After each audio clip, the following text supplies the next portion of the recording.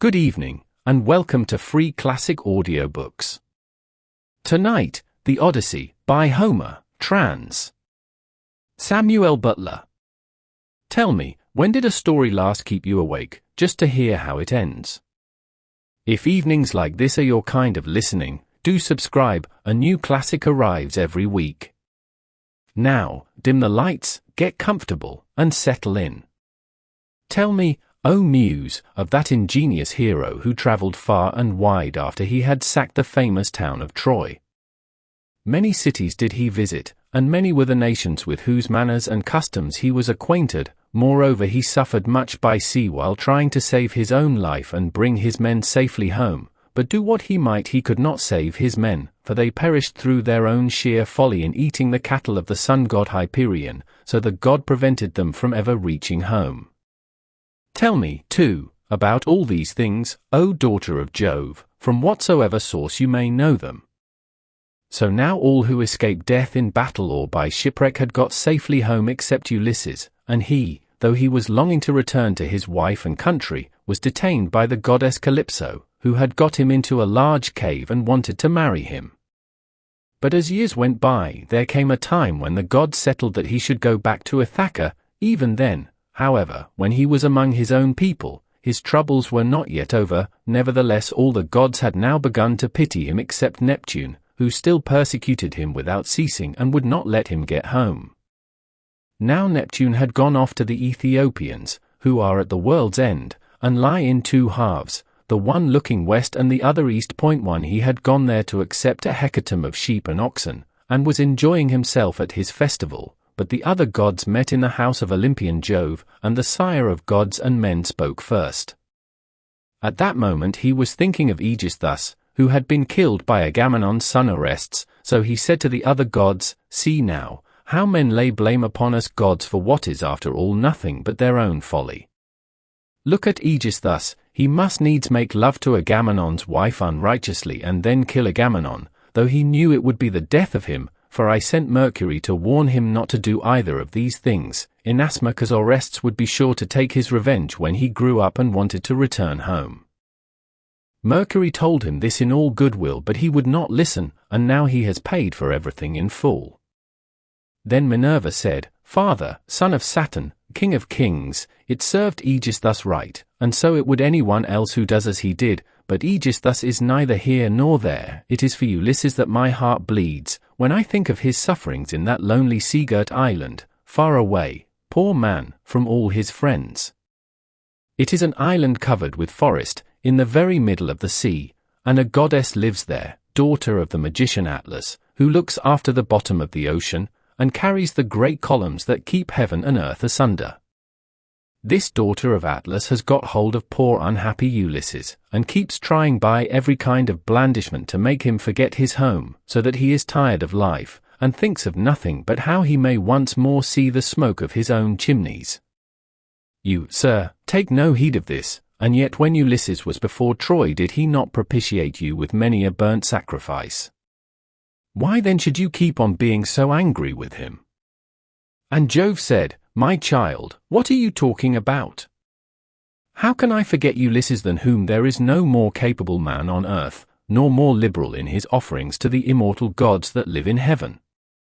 Bear in mind, however, that Neptune is still furious with Ulysses for having blinded an eye of Polyphemus, king of the Cyclopes. Polyphemus is son to Neptune by the nymph Thoosa, daughter to the sea-king Forces. Therefore, though he will not kill Ulysses outright, he torments him by preventing him from getting home. Still, let us lay our heads together and see how we can help him to return. Neptune will then be pacified, for if we are all of a mind he can hardly stand out against us." And Minerva said, "Father, son of Saturn, king of kings, if, then, the gods now mean that Ulysses should get home, we should first send Mercury to the Aegean island to tell Calypso that we have made up our minds and that he is to return. In the meantime I will go to Ithaca, to put heart into Ulysses' son Telemachus. I will embolden him to call the Achaeans in assembly, and speak out to the suitors of his mother Penelope, who persist in eating up any number of his sheep and oxen. I will also conduct him to Sparta and to Pylos, to see if he can hear anything about the return of his dear father, for this will make people speak well of him." So saying, she bound on her glittering golden sandals, imperishable, with which she can fly like the wind over land or sea. She grasped the redoubtable bronze-shod spear, so stout and sturdy and strong, wherewith she quells the ranks of heroes who have displeased her, and down she darted from the topmost summits of Olympus, whereon forthwith she was in Ithaca, at the gateway of Ulysses' house, disguised as a visitor, Mentes, chief of the Taphians, and she held a bronze spear in her hand. There she found the lordly suitors seated on hides of the oxen which they had killed and eaten, and playing draughts in front of the house. Men servants and pages were bustling about to wait upon them, some mixing wine with water in the mixing bowls, some cleaning down the tables with wet sponges and laying them out again, and some cutting up great quantities of meat. Telemachus saw her long before anyone else did. He was sitting moodily among the suitors thinking about his brave father, and how he would send them flying out of the house, if he were to come to his own again and be honored as in days gone by. Thus brooding as he sat among them, he caught sight of Minerva and went straight to the gate, for he was vexed that a stranger should be kept waiting for admittance. He took her right hand in his own, and bade her give him her spear. "Welcome," said he, "to our house, and when you have partaken of food you shall tell us what you have come for." He led the way as he spoke, and Minerva followed him. When they were within, he took her spear and set it in the spear stand against a strong bearing post along with the many other spears of his unhappy father, and he conducted her to a richly decorated seat under which he threw a cloth of damask. There was a footstool also for her feet too, and he set another seat near her for himself, away from the suitors, that she might not be annoyed while eating by their noise and insolence, and that he might ask her more freely about his father. A maid-servant then brought them water in a beautiful golden ewer and poured it into a silver basin for them to wash their hands, and she drew a clean table beside them. An upper servant brought them bread, and offered them many good things of what there was in the house. The carver fetched them plates of all manner of meats and set cups of gold by their side, and a manservant brought them wine and poured it out for them. Then the suitors came in and took their places on the benches and seats. 3 Forthwith men servants poured water over their hands, maids went round with the bread baskets, pages filled the mixing bowls with wine and water, and they laid their hands upon the good things that were before them. As soon as they had had enough to eat and drink, they wanted music and dancing, which are the crowning embellishments of a banquet, so a servant brought a lyre to Phemius, whom they compelled perforce to sing to them. As soon as he touched his lyre and began to sing, Telemachus spoke low to Minerva, with his head close to hers that no man might hear.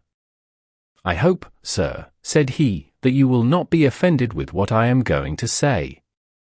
Singing comes cheap to those who do not pay for it, and all this is done at the cost of one whose bones lie rotting in some wilderness or grinding to powder in the surf. If these men were to see my father come back to Ithaca, they would pray for longer legs rather than a longer purse, for money would not serve them, but he, alas, has fallen on an ill fate, and even when people do sometimes say that he is coming, we no longer heed them, we shall never see him again. And now, sir, tell me true, who you are and where you come from.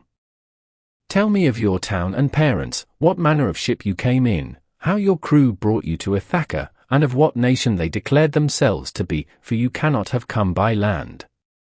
Tell me also truly, for I want to know, are you a stranger to this house, or have you been here in my father's time? In the old days we had many visitors, for my father went about much himself."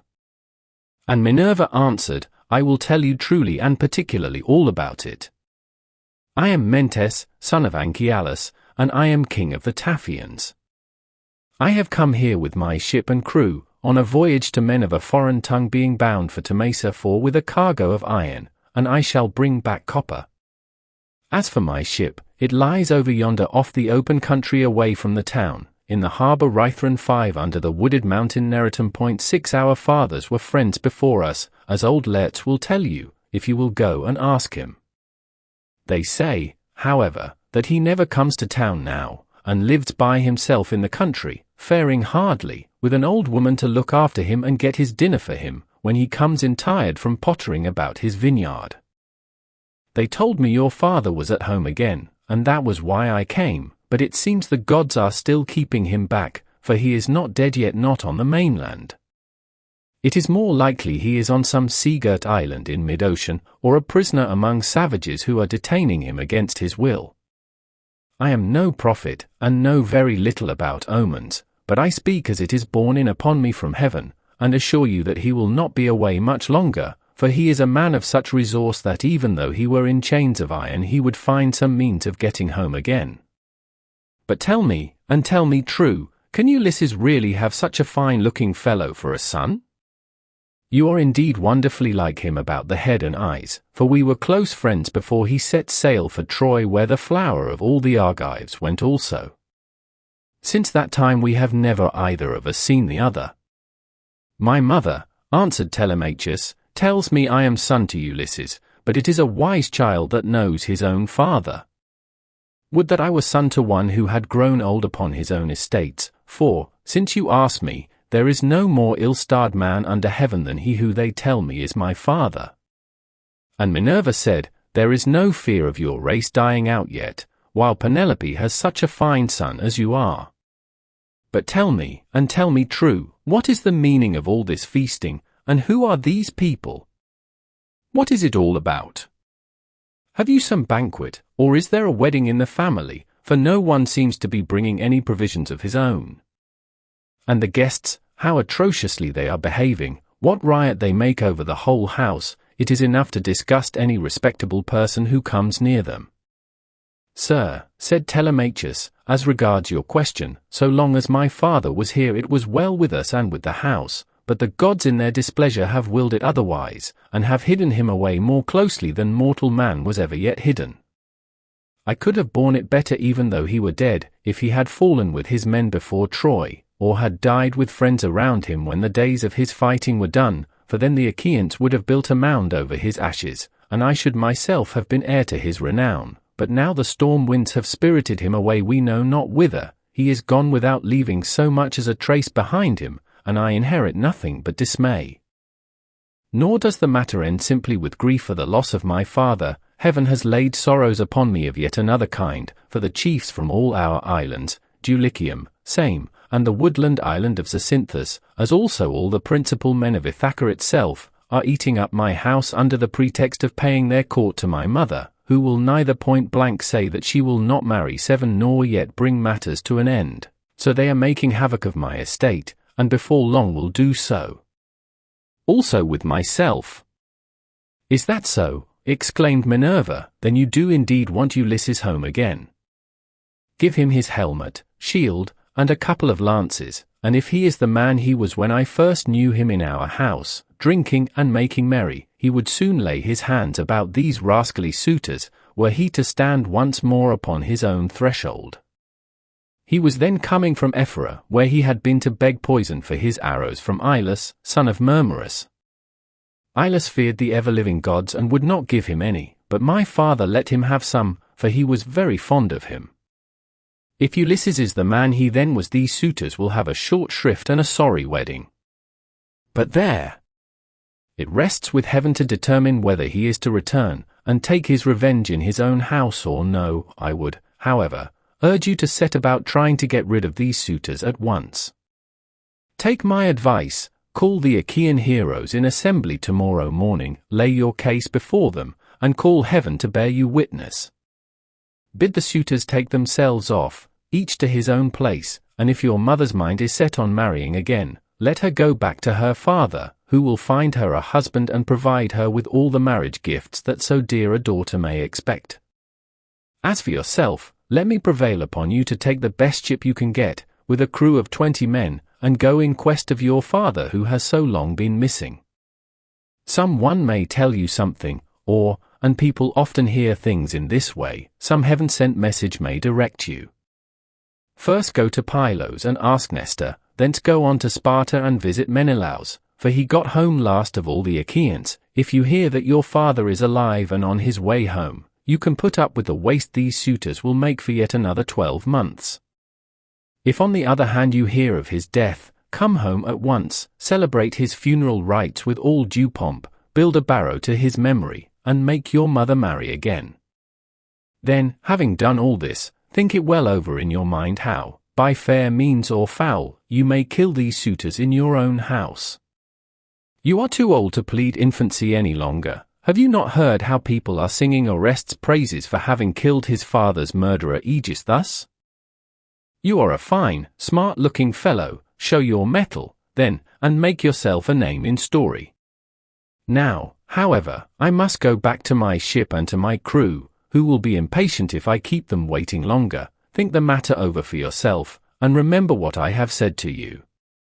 Sir, answered Telemachus, it has been very kind of you to talk to me in this way, as though I were your own son, and I will do all you tell me. I know you want to be getting on with your voyage, but stay a little longer till you have taken a bath and refreshed yourself. I will then give you a present, and you shall go on your way rejoicing. I will give you one of great beauty and value, a keepsake such as only dear friends give to one another. Minerva answered, do not try to keep me, for I would be on my way at once. As for any present you may be disposed to make me, keep it till I come again, and I will take it home with me. You shall give me a very good one, and I will give you one of no less value in return.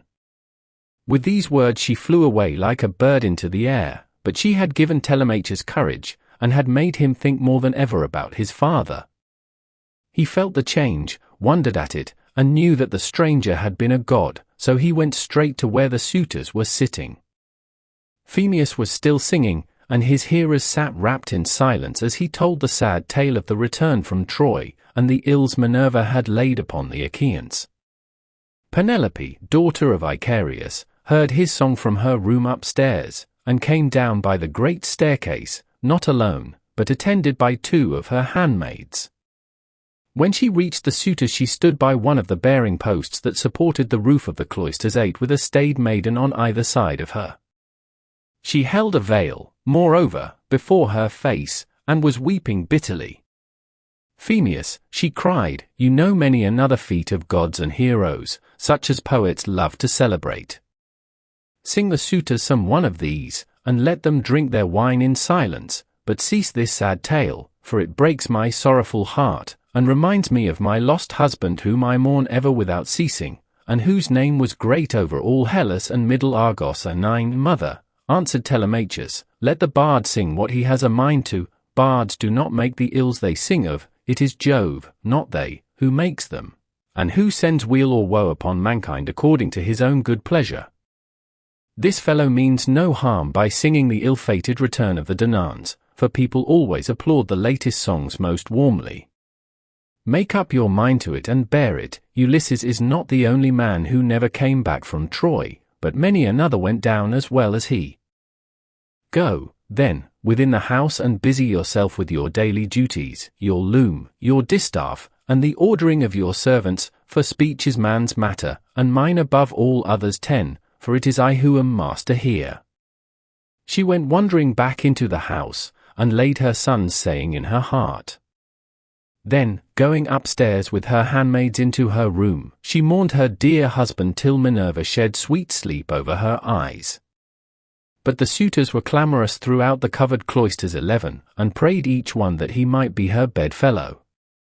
Then Telemachus spoke, shameless, he cried, and insolent suitors, let us feast at our pleasure now, and let there be no brawling, for it is a rare thing to hear a man with such a divine voice as Phemius has, but in the morning meet me in full assembly that I may give you formal notice to depart, and feast at one another's houses, turn and turn about, at your own cost. If on the other hand you choose to persist in sponging upon one man, heaven help me, but Jove shall reckon with you in full, and when you fall in my father's house there shall be no man to avenge you. The suitors bit their lips as they heard him, and marveled at the boldness of his speech. Then Antinous, son of Eupeithes, said, the gods seem to have given you lessons in bluster and tall-talking. May Jove never grant you to be chief in Ithaca as your father was before you. Telemachus answered, Antinous, do not chide with me, but, God willing, I will be chief too if I can. Is this the worst fate you can think of for me? It is no bad thing to be a chief, for it brings both riches and honor. Still, now that Ulysses is dead, there are many great men in Ithaca, both old and young, and some other may take the lead among them. Nevertheless I will be chief in my own house, and will rule those whom Ulysses has won for me." Then Eurymachus, son of Polybus, answered, "It rests with heaven to decide who shall be chief among us, but you shall be master in your own house and over your own possessions. No one while there is a man in Ithaca shall do you violence nor rob you. And now, my good fellow, I want to know about this stranger. What country does he come from? Of what family is he, and where is his estate? Has he brought you news about the return of your father, or was he on business of his own? He seemed a well-to-do man, but he hurried off so suddenly that he was gone in a moment before we could get to know him." "My father is dead and gone," answered Telemachus, "and even if some rumor reaches me I put no more faith in it now. My mother does indeed sometimes send for a soothsayer and question him, but I give his prophesyings no heed. As for the stranger, he was Mentes, son of Anchialus, chief of the Taphians, an old friend of my father's. But in his heart he knew that it had been the goddess." The suitors then returned to their singing and dancing until the evening, but when night fell upon their pleasuring they went home to bed each in his own abode. 12 Telemachus's room was high up in a tower 13 that looked onto the outer court. Hither, then, he hied, brooding and full of thought. A good old woman, Euryclea, daughter of Ops, the son of Pisenor, went before him with a couple of blazing torches. Let's had bought her with his own money when she was quite young. He gave the worth of 20 oxen for her, and showed as much respect to her in his household as he did to his own wedded wife, but he did not take her to his bed for he feared his wife's resentment. 14 She it was who now lighted Telemachus to his room, and she loved him better than any of the other women in the house did, for she had nursed him when he was a baby.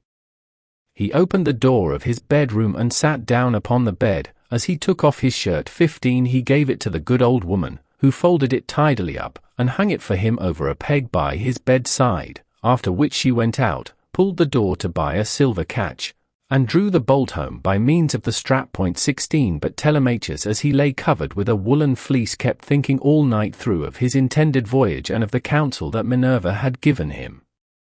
Book 2 Assembly of the People of Ithaca, Speeches of Telemachus and of the Suitors. Telemachus makes his preparations and starts for Pylos with Minerva disguised as mentor.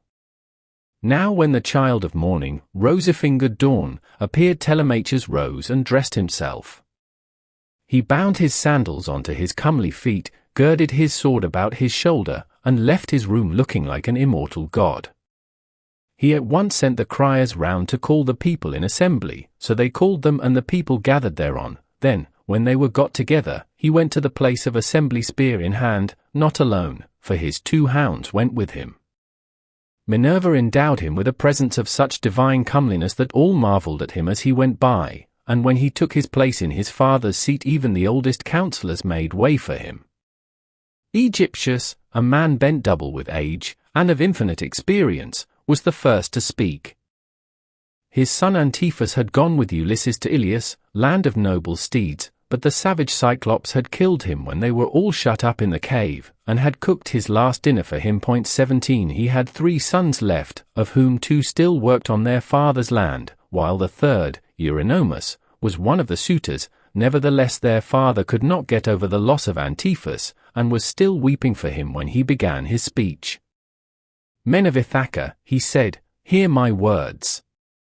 From the day Ulysses left us there has been no meeting of our counsellors until now. Who then can it be, whether old or young, that finds it so necessary to convene us?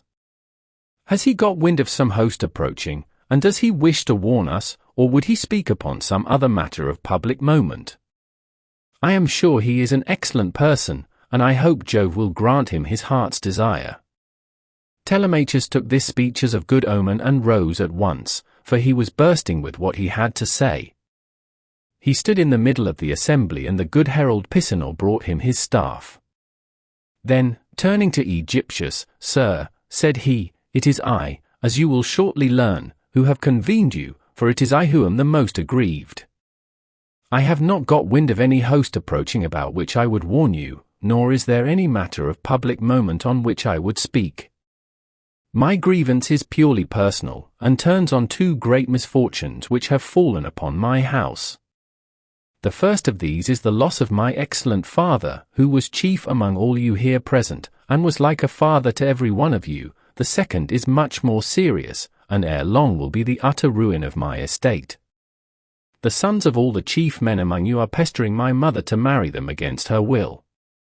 They are afraid to go to her father Icarius, asking him to choose the one he likes best, and to provide marriage gifts for his daughter, but day by day they keep hanging about my father's house, sacrificing our oxen, sheep, and fat goats for their banquets, and never giving so much as a thought to the quantity of wine they drink.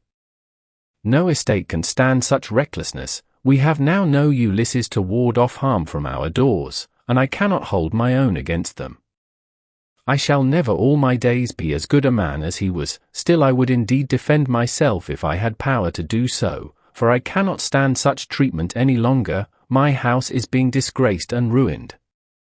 Have respect, therefore, to your own consciences and to public opinion.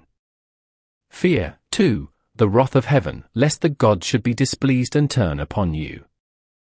I pray you by Jove and the Miss, who is the beginning and the end of counsels, do not hold back, my friends, and leave me single-handed 18, unless it be that my brave father Ulysses did some wrong to the Achaeans which you would now avenge on me, by aiding and abetting these suitors.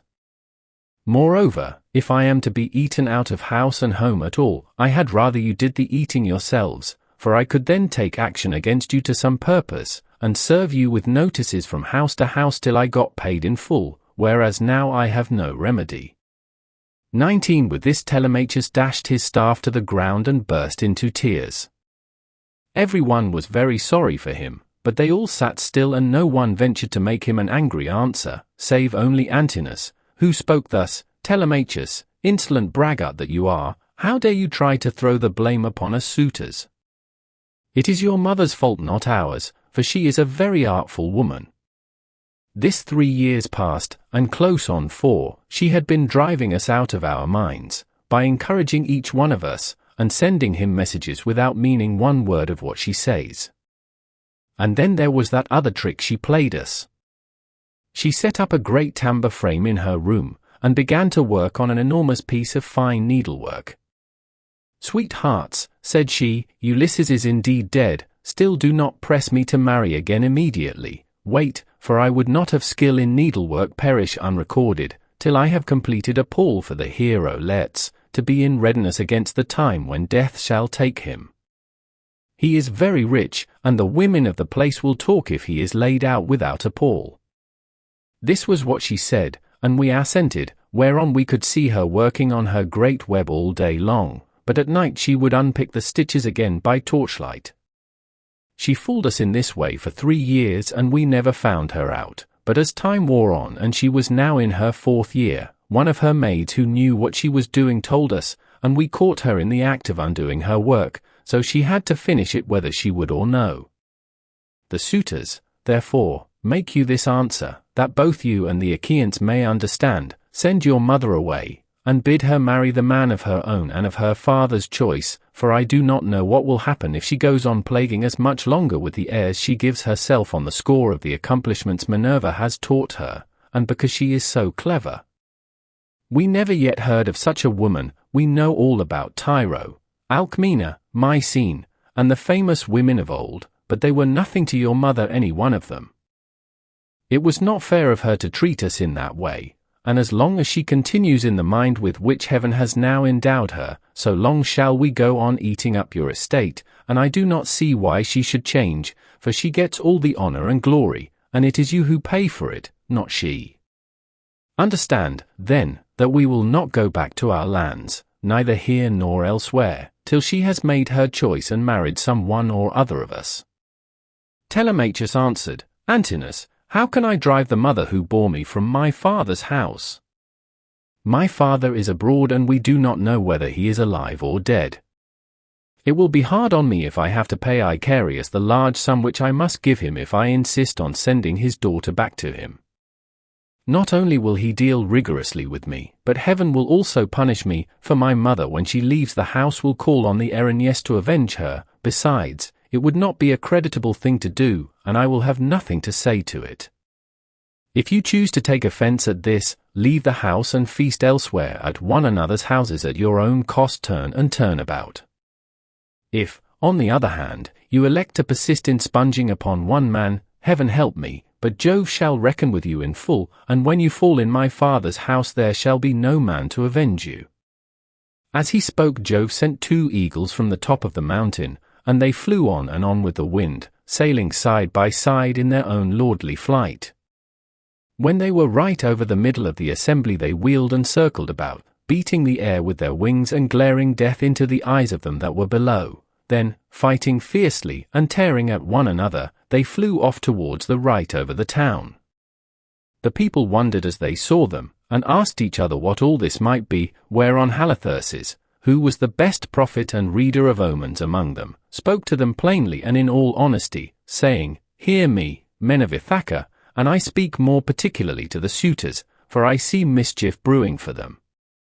Ulysses is not going to be away much longer. Indeed, he is close at hand to deal out death and destruction, not on them alone, but on many another of us who live in Ithaca. Let us then be wise in time, and put a stop to this wickedness before he comes. Let the suitors do so of their own accord, it will be better for them, for I am not prophesying without due knowledge. Everything has happened to Ulysses as I foretold when the Argives set out for Troy, and he with them. I said that after going through much hardship and losing all his men he should come home again in the 20th year and that no one would know him, and now all this is coming true. Eurymachus son of Polybus then said, Go home, old man, and prophesy to your own children, or it may be worse for them. I can read these omens myself much better than you can. Birds are always flying about in the sunshine somewhere or other, but they seldom mean anything. Ulysses has died in a far country, and it is a pity you are not dead along with him, instead of prating here about omens and adding fuel to the anger of Telemachus, which is fierce enough as it is. I suppose you think he will give you something for your family, but I tell you, and it shall surely be, when an old man like you, who should know better, talks a young one over till he becomes troublesome, in the first place his young friend will only fare so much the worse, he will take nothing by it, for the suitors will prevent this, and in the next, we will lay a heavier fine, sir, upon yourself than you will at all like paying, for it will bear hardly upon you. As for Telemachus, I warn him in the presence of you all to send his mother back to her father, who will find her a husband and provide her with all the marriage gifts so dear a daughter may expect. Till then we shall go on harassing him with our suit, for we fear no man, and care neither for him, with all his fine speeches, nor for any fortune-telling of yours. You may preach as much as you please, but we shall only hate you the more. We shall go back and continue to eat up Telemachus's estate without paying him, till such time as his mother leaves off tormenting us by keeping us day after day on the tiptoe of expectation, each vying with the other in his suit for a prize of such rare perfection. Besides, we cannot go after the other women whom we should marry in due course, but for the way in which she treats us. Then Telemachus said, Eurymachus, and you other suitors, I shall say no more, and entreat you no further, for the gods and the people of Ithaca now know my story.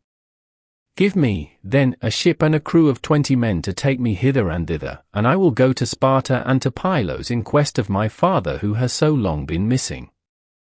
Some one may tell me something, or, and people often hear things in this way, some heaven-sent message may direct me.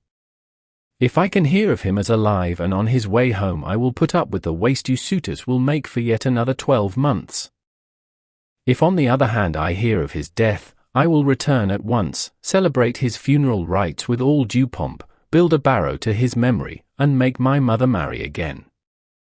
With these words he sat down, and Mentor 20, who had been a friend of Ulysses, and had been left in charge of everything with full authority over the servants, rose to speak.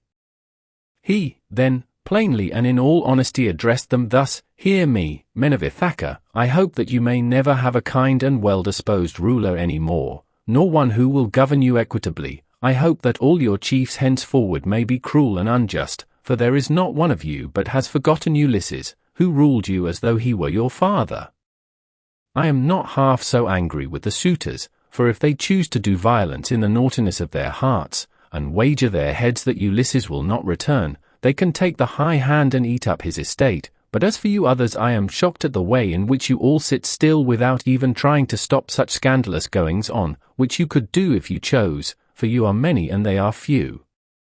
Leiocritus, son of Evena, answered him saying, Mentor, what folly is all this, that you should set the people to stay us? It is a hard thing for one man to fight with many about his victuals. Even though Ulysses himself were to set upon us while we are feasting in his house, and do his best to oust us, his wife, who wants him back so very badly, would have small cause for rejoicing, and his blood would be upon his own head if he fought against such great odds. There is no sense in what you have been saying. Now, therefore, do you people go about your business, and let his father's old friends, Mentor and Halitherses, speed this boy on his journey, if he goes at all, which I do not think he will, for he is more likely to stay where he is till some one comes and tells him something. On this he broke up the assembly, and every man went back to his own abode, while the suitors returned to the house of Ulysses. Then Telemachus went all alone by the seaside, washed his hands in the grey waves, and prayed to Minerva. Hear me, he cried, you god who visited me yesterday, and bade me sail the seas in search of my father who has so long been missing. I would obey you, but the Achaeans, and more particularly the wicked suitors, are hindering me that I cannot do so. As he thus prayed, Minerva came close up to him in the likeness and with the voice of Mentor. Telemachus, said she, if you are made of the same stuff as your father you will be neither fool nor coward henceforward, for Ulysses never broke his word nor left his work half done. If, then, you take after him, your voyage will not be fruitless, but unless you have the blood of Ulysses and of Penelope in your veins I see no likelihood of your succeeding. Sons are seldom as good men as their fathers, they are generally worse, not better. Still, as you are not going to be either fool or coward henceforward, and are not entirely without some share of your father's wise discernment, I look with hope upon your undertaking. But mind you never make common cause with any of those foolish suitors, for they have neither sense nor virtue, and give no thought to death and to the doom that will shortly fall on one and all of them, so that they shall perish on the same day. As for your voyage, it shall not be long delayed. Your father was such an old friend of mine that I will find you a ship, and will come with you myself.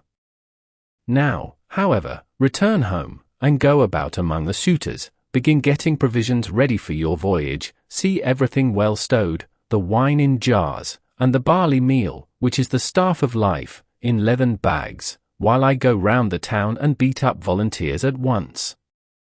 There are many ships in Ithaca both old and new, I will run my eye over them for you and will choose the best, we will get her ready and will put out to sea without delay.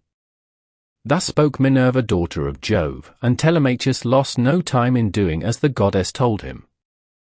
He went moodily home, and found the suitors flaying goats and singeing pigs in the outer court. Antinous came up to him at once and laughed as he took his hand in his own, saying, Telemachus, my fine fire-eater, bear no moral blood neither in word nor deed, but eat and drink with us as you used to do.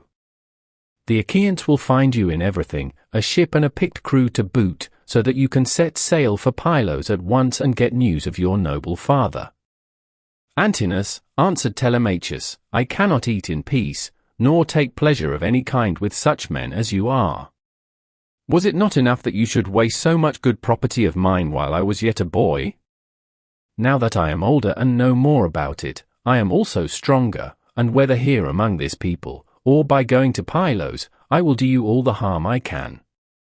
I shall go, and my going will not be in vain, though, thanks to you suitors, I have neither ship nor crew of my own, and must be passenger not captain. As he spoke he snatched his hand from that of Antinous. Meanwhile the others went on getting dinner ready about the buildings, 21 jeering at him tauntingly as they did so. "Telemachus," said one youngster, "means to be the death of us. I suppose he thinks he can bring friends to help him from Pylos, or again from Sparta, where he seems bent on going. Or will he go to Ephyra as well, for poison to put in our wine and kill us?" Another said, "Perhaps if Telemachus goes on board ship, he will be like his father and perish far from his friends. In this case we should have plenty to do, for we could then divide up his property amongst us. As for the house, we can let his mother and the man who marries her have that." This was how they talked. But Telemachus went down into the lofty and spacious storeroom where his father's treasure of gold and bronze lay heaped up upon the floor, and where the linen and spare clothes were kept in open chests. Here, too, there was a store of fragrant olive oil, while casks of old, well-ripened wine, unblended and fit for a god to drink, were ranged against the wall in case Ulysses should come home again after all. The room was closed with well-made doors opening in the middle. Moreover, the faithful old housekeeper Euryclea, daughter of Ops the son of Pisenor, was in charge of everything both night and day. Telemachus called her to the storeroom and said, "Nurse, draw me off some of the best wine you have, after what you are keeping for my father's own drinking, in case, poor man, he should escape death, and find his way home again after all. Let me have 12 jars, and see that they all have lids. Also fill me some well-sewn leathern bags with barley meal, about 20 measures in all. Get these things put together at once, and say nothing about it. I will take everything away this evening as soon as my mother has gone upstairs for the night. I am going to Sparta and to Pylos to see if I can hear anything about the return of my dear father." When Euryclea heard this, she began to cry, and spoke fondly to him, saying, "My dear child, whatever can have put such notion as that into your head? Where in the world do you want to go to, you, who are the one hope of the house?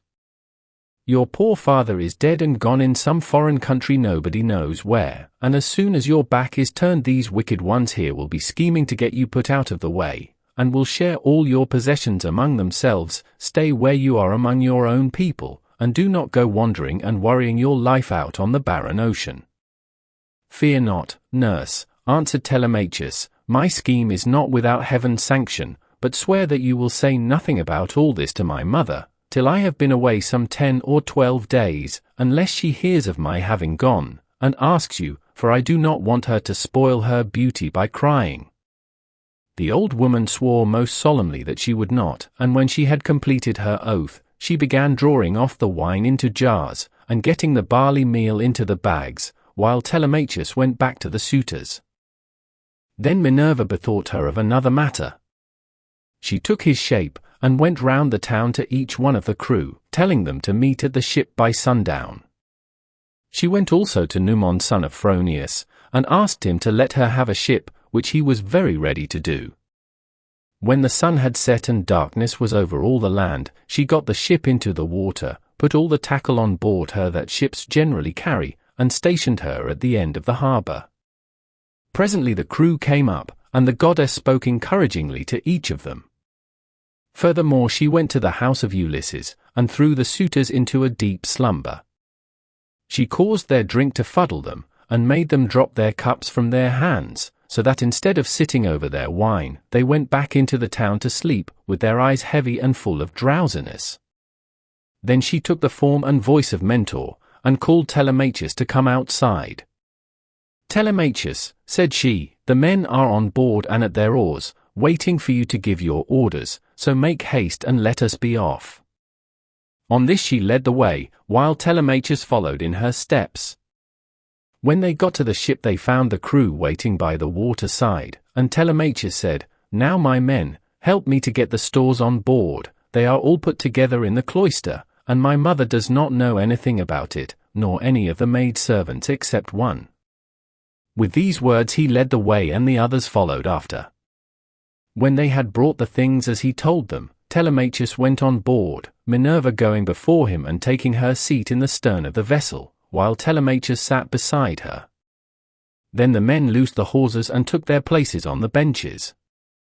Minerva sent them a fair wind from the west 22 that whistled over the deep blue waves 23, whereon Telemachus told them to catch hold of the ropes and hoist sail, and they did as he told them. They set the mast in its socket in the cross plank, raised it, and made it fast with the forestays. Then they hoisted their white sails aloft with ropes of twisted ox hide. As the sail bellied out with the wind, the ship flew through the deep blue water, and the foam hissed against her bows as she sped onward. Then they made all fast throughout the ship, filled the mixing bowls to the brim, and made drink offerings to the immortal gods that are from everlasting, but more particularly to the grey-eyed daughter of Jove. Thus, then, the ship sped on her way through the watches of the night from dark till dawn. Book 3. Telemachus visits Nestor at Pylos. But as the sun was rising from the fair sea 24 into the firmament of heaven to shed light on mortals and immortals, they reached Pylos, the city of Neleus. Now the people of Pylos were gathered on the sea shore to offer sacrifice of black bulls to Neptune, lord of the earthquake. There were 9 guilds with 500 men in each, and there were 9 bulls to each guild. As they were eating the inward meats 25 and burning the thigh bones on the embers, in the name of Neptune, Telemachus and his crew arrived, furled their sails, brought their ship to anchor, and went ashore. Minerva led the way and Telemachus followed her. Presently she said, "Telemachus, you must not be in the least shy or nervous. You have taken this voyage to try and find out where your father is buried and how he came by his end, so go straight up to Nestor that we may see what he has got to tell us. Beg of him to speak the truth, and he will tell no lies, for he is an excellent person." "But how, Mentor," replied Telemachus, "dare I go up to Nestor, and how am I to address him? I have never yet been used to holding long conversations with people, and am ashamed to begin questioning one who is so much older than myself." "Some things, Telemachus," answered Minerva, "will be suggested to you by your own instinct, and heaven will prompt you further, for I am assured that the gods have been with you from the time of your birth until now." She then went quickly on, and Telemachus followed in her steps till they reached the place where the guilds of the Pylian people were assembled. There they found Nestor sitting with his sons, while his company round him were busy getting dinner ready, and putting pieces of meat on to the spits 26 while other pieces were cooking. When they saw the strangers they crowded round them, took them by the hand and bade them take their places. Nestor's son Pisistratus at once offered his hand to each of them, and seated them on some soft sheepskins that were lying on the sands near his father and his brother Thrasymedes. Then he gave them their portions of the inward meats and poured wine for them into a golden cup, handing it to Minerva first, and saluting her at the same time. "Offer a prayer, sir," said he, "to King Neptune, for it is his feast that you are joining. When you have duly prayed and made your drink offering, pass the cup to your friend that he may do so also. I doubt not that he too lifts his hands in prayer, for man cannot live without God in the world. Still he is younger than you are, and is much of an age with myself, so I will give you the precedence." As he spoke he handed her the cup. Minerva thought it very right and proper of him to have given it to herself first. 27 She accordingly began praying heartily to Neptune. "O thou," she cried, "that encirclest the earth, vouchsafe to grant the prayers of thy servants that call upon thee. More especially we pray thee send down thy grace on Nestor and on his sons, thereafter also make the rest of the Pylian people some handsome return for the goodly hecatomb they are offering you. Lastly, grant Telemachus and myself a happy issue, in respect of the matter that has brought us in our ship to Pylos." When she had thus made an end of praying, she handed the cup to Telemachus and he prayed likewise. By and by, when the outer meats were roasted and had been taken off the spits, the carvers gave every man his portion and they all made an excellent dinner. As soon as they had had enough to eat and drink, Nestor, knight of Gerene, began to speak. "Now," said he, "that our guests have done their dinner, it will be best to ask them who they are. Who, then, sir strangers, are you, and from what port have you sailed? Are you traders? Or do you sail the seas as rovers with your hand against every man, and every man's hand against you? Telemachus answered boldly, for Minerva had given him courage to ask about his father and get himself a good name. Nestor, said he, son of Neleus, honor to the Achaean name, you ask whence we come, and I will tell you. We come from Ithaca under Narratum 28, and the matter about which I would speak is of private not public import. I seek news of my unhappy father Ulysses, who is said to have sacked the town of Troy in company with yourself. We know what fate befell each one of the other heroes who fought at Troy, but as regards Ulysses, heaven has hidden from us the knowledge even that he is dead at all, for no one can certify us in what place he perished, nor say whether he fell in battle on the mainland, or was lost at sea amid the waves of Amphitrite. Therefore I am suppliant at your knees, if haply you may be pleased to tell me of his melancholy end, whether you saw it with your own eyes, or heard it from some other traveller, for he was a man born to trouble. Do not soften things out of any pity for me, but tell me in all plainness exactly what you saw. If my brave father Ulysses ever did you loyal service, either by word or deed, when you Achaeans were harassed among the Trojans, bear it in mind now as in my favor and tell me truly all. My friend, answered Nestor, you recall a time of much sorrow to my mind, for the brave Achaeans suffered much both at sea, while privateering under Achilles, and when fighting before the great city of King Priam. Our best men all of them fell there, Arjux, Achilles, Patroclus peer of gods in council, and my own dear son Antilochus, a man singularly fleet of foot and in fight valiant. But we suffered much more than this. What mortal tongue indeed could tell the whole story? Though you were to stay here and question me for 5 years, or even 6, I could not tell you all that the Achaeans suffered, and you would turn homeward weary of my tale before it ended. 9 long years did we try every kind of stratagem, but the hand of heaven was against us. During all this time there was no one who could compare with your father in subtlety. If indeed you are his son, I can hardly believe my eyes, and you talk just like him too. No one would say that people of such different ages could speak so much alike.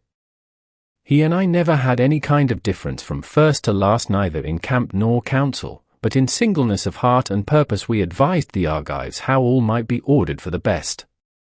When, however, we had sacked the city of Priam, and were setting sail in our ships as heaven had dispersed us, then Jove saw fit to vex the Argives on their homeward voyage, for they had not all been either wise or understanding, and hence many came to a bad end through the displeasure of Jove's daughter Minerva, who brought about a quarrel between the 2 sons of Atreus. The sons of Atreus called a meeting which was not as it should be, for it was sunset and the Achaeans were heavy with wine. When they explained why they had called the people together, it seemed that Menelaus was for sailing homeward at once, and this displeased Agamemnon, who thought that we should wait till we had offered hecatombs to appease the anger of Minerva. Fool that he was, he might have known that he would not prevail with her, for when the gods have made up their minds they do not change them lightly.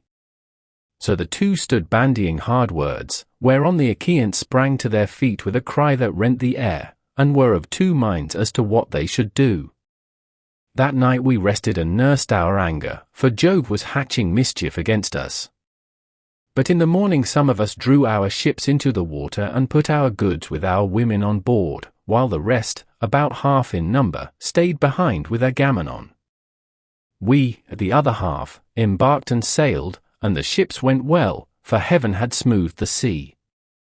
When we reached Tenedos we offered sacrifices to the gods, for we were longing to get home. Cruel Jove, however, did not yet mean that we should do so, and raised a second quarrel, in the course of which some among us turned their ships back again, and sailed away under Ulysses to make their peace with Agamemnon. But I, and all the ships that were with me, pressed forward, for I saw that mischief was brewing.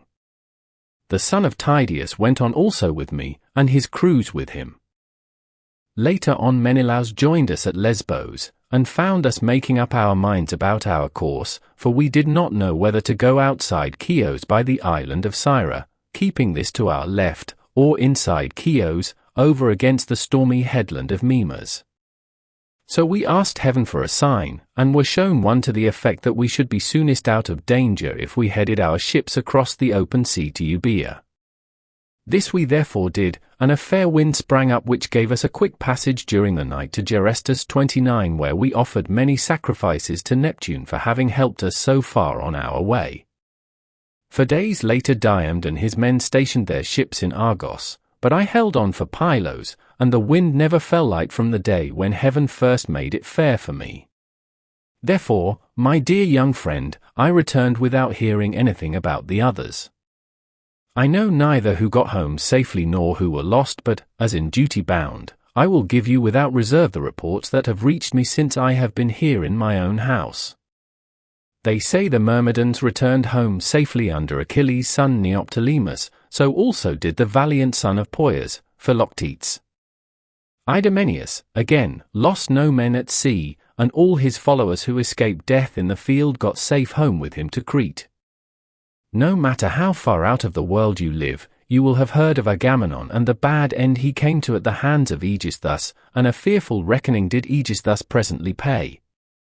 See what a good thing it is for a man to leave a son behind him to do as Orestes did, who killed false Aegisthus the murderer of his noble father. You too, then, for you are a tall smart-looking fellow, show your mettle and make yourself a name in story. Nestor son of Neleus, answered Telemachus, honor to the Achaean name. The Achaeans applaud Orestes, and his name will live through all time, for he has avenged his father nobly.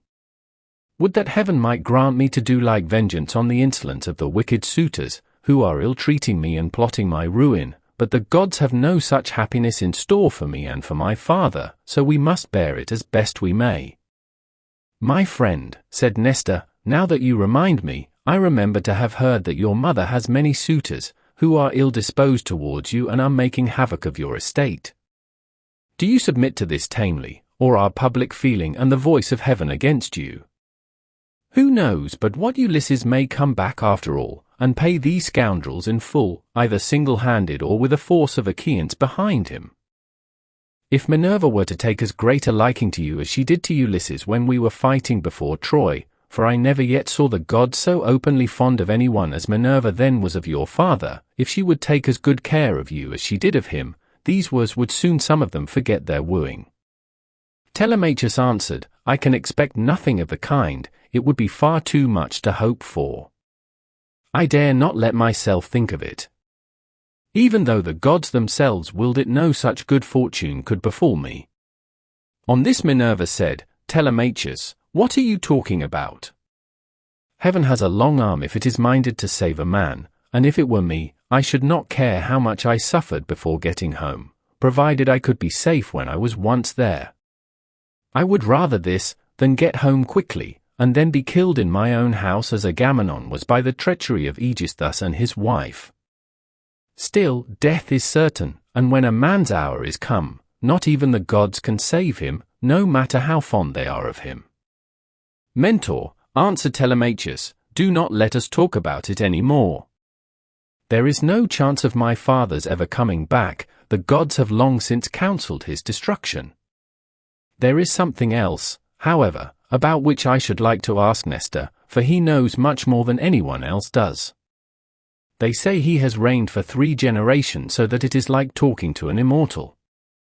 Tell me, therefore, Nestor, and tell me true, how did Agamemnon come to die in that way?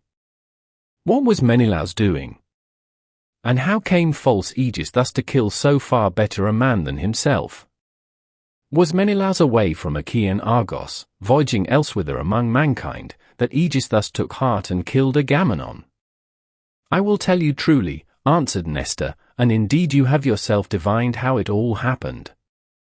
If Menelaus when he got back from Troy had found Aegis thus still alive in his house, there would have been no barrow heaped up for him, not even when he was dead, but he would have been thrown outside the city to dogs and vultures, and not a woman would have mourned him, for he had done a deed of great wickedness, but we were over there, fighting hard at Troy, and Aegis thus, who was taking his ease quietly in the heart of Argos, cajoled Agamemnon's wife Clytemnestra with incessant flattery. At first she would have nothing to do with his wicked scheme, for she was of a good natural disposition. 30 Moreover there was a bard with her, to whom Agamemnon had given strict orders on setting out for Troy, that he was to keep guard over his wife, but when heaven had counselled her destruction, Aegis thus carried this bard off to a desert island and left him there for crows and seagulls to batten upon, after which she went willingly enough to the house of Aegis thus. Then he offered many burnt sacrifices to the gods, and decorated many temples with tapestries and gilding, for he had succeeded far beyond his expectations. Meanwhile Menelaus and I were on our way home from Troy, on good terms with one another. When we got to Sunium, which is the point of Athens, Apollo with his painless shafts killed Phrontis the steersman of Menelaus' ship, and never man knew better how to handle a vessel in rough weather, so that he died then and there with the helm in his hand, and Menelaus, though very anxious to press forward, had to wait in order to bury his comrade and give him his due funeral rites. Presently, when he too could put to sea again, and had sailed on as far as the Malian heads, Jove counselled evil against him and made it blow hard till the waves ran mountains high. Here he divided his fleet and took the one half towards Crete, where the Sidonians dwell round about the waters of the river Iardanus. There is a high headland hereabouts stretching out into the sea from a place called Gortyn, and all along this part of the coast as far as Phaestus the sea runs high when there is a south wind blowing, but after Phaestus the coast is more protected, for a small headland can make a great shelter. Here this part of the fleet was driven onto the rocks and wrecked, but the crews just managed to save themselves. As for the other 5 ships, they were taken by winds and seas to Egypt, where Menelaus gathered much gold and substance among people of an alien speech. Meanwhile Aegis thus here at home plotted his evil deed. For 7 years after he had killed Agamemnon he ruled in Mycene, and the people were obedient under him, but in the 8th year Orestes came back from Athens to be his bane, and killed the murderer of his father. Then he celebrated the funeral rites of his mother and of false Aegis thus by a banquet to the people of Argos, and on that very day Menelaus came home 31 with as much treasure as his ships could carry. Take my advice then, and do not go travelling about for long so far from home, nor leave your property with such dangerous people in your house, they will eat up everything you have among them, and you will have been on a fool's errand. Still, I should advise you by all means to go and visit Menelaus, who has lately come off a voyage among such distant peoples as no man could ever hope to get back from, when the winds had once carried him so far out of his reckoning, even birds cannot fly the distance in a 12-month, so vast and terrible are the seas that they must cross. Go to him, therefore, by sea, and take your own men with you, or if you would rather travel by land you can have a chariot, you can have horses, and here are my sons who can escort you to Lacedaemon where Menelaus lives. Beg of him to speak the truth, and he will tell you no lies, for he is an excellent person. As he spoke the sun set and it came on dark, whereon Minerva said, Sir, all that you have said is well, now, however, order the tongues of the victims to be cut, and mix wine that we may make drink offerings to Neptune, and the other immortals, and then go to bed, for it is bedtime. People should go away early and not keep late hours at a religious festival. Thus spoke the daughter of Jove, and they obeyed her saying. Men servants poured water over the hands of the guests, while pages filled the mixing bowls with wine and water, and handed it round after giving every man his drink offering. Then they threw the tongues of the victims into the fire, and stood up to make their drink offerings. When they had made their offerings and had drunk each as much as he was minded, Minerva and Telemachus were for going on board their ship, but Nestor caught them up at once and stayed them. Heaven and the immortal gods, he exclaimed, forbid that you should leave my house to go on board of a ship. Do you think I am so poor and short of clothes, or that I have so few cloaks and as to be unable to find comfortable beds both for myself and for my guests? Let me tell you I have store both of rugs and cloaks, and shall not permit the son of my old friend Ulysses to camp down on the deck of a ship, not while I live, nor yet will my sons after me, but they will keep open house as I have done. Then Minerva answered, Sir, you have spoken well, and it will be much better that Telemachus should do as you have said. He, therefore, shall return with you and sleep at your house, but I must go back to give orders to my crew, and keep them in good heart. I am the only older person among them, the rest are all young men of Telemachus' own age, who have taken this voyage out of friendship, so I must return to the ship and sleep there. Moreover, tomorrow I must go to the Corconians, where I have a large sum of money long owing to me. As for Telemachus, now that he is your guest, send him to Lacedaemon in a chariot, and let one of your sons go with him. Be pleased to also provide him with your best and fleetest horses."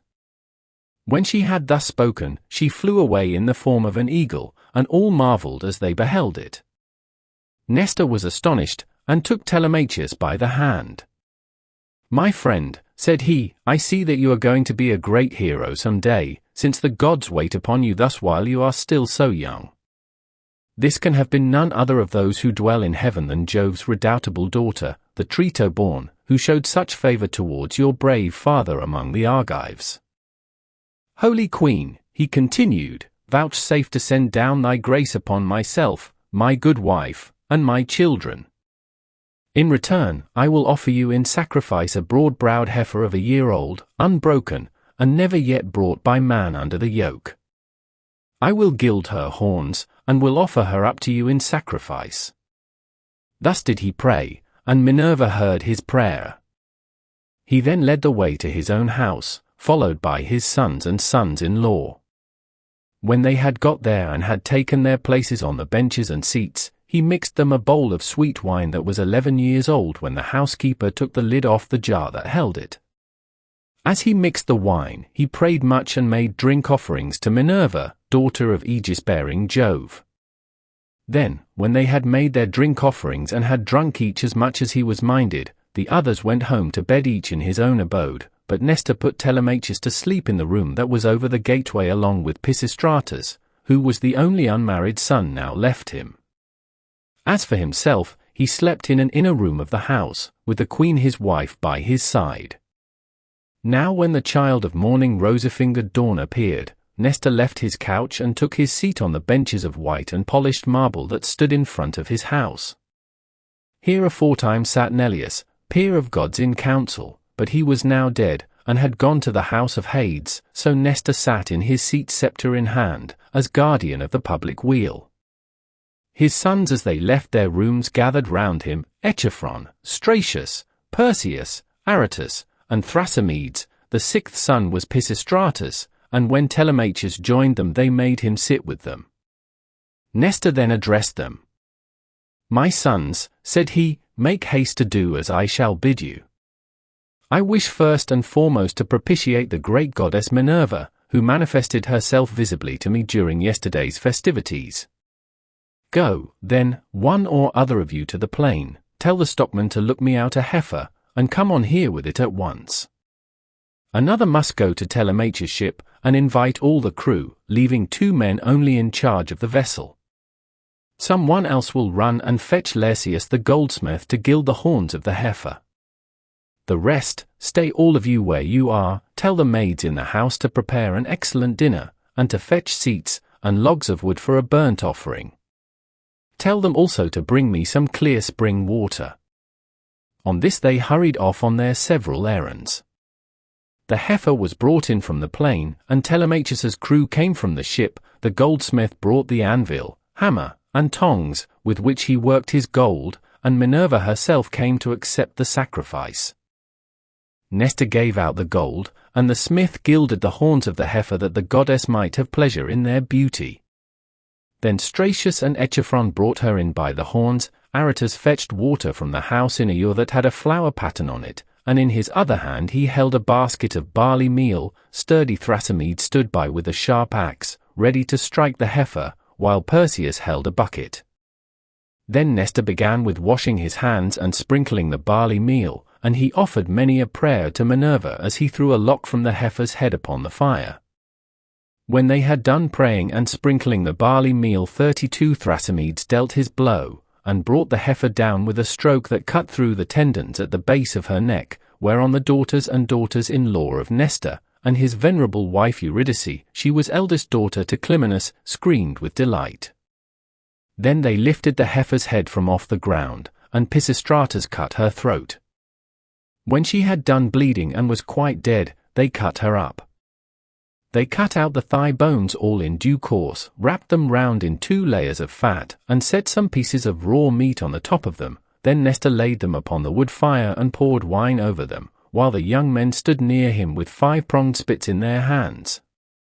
When the thighs were burned and they had tasted the inward meats, they cut the rest of the meat up small, put the pieces on the spits and toasted them over the fire. Meanwhile lovely Polycaste, Nestor's youngest daughter, washed Telemachus.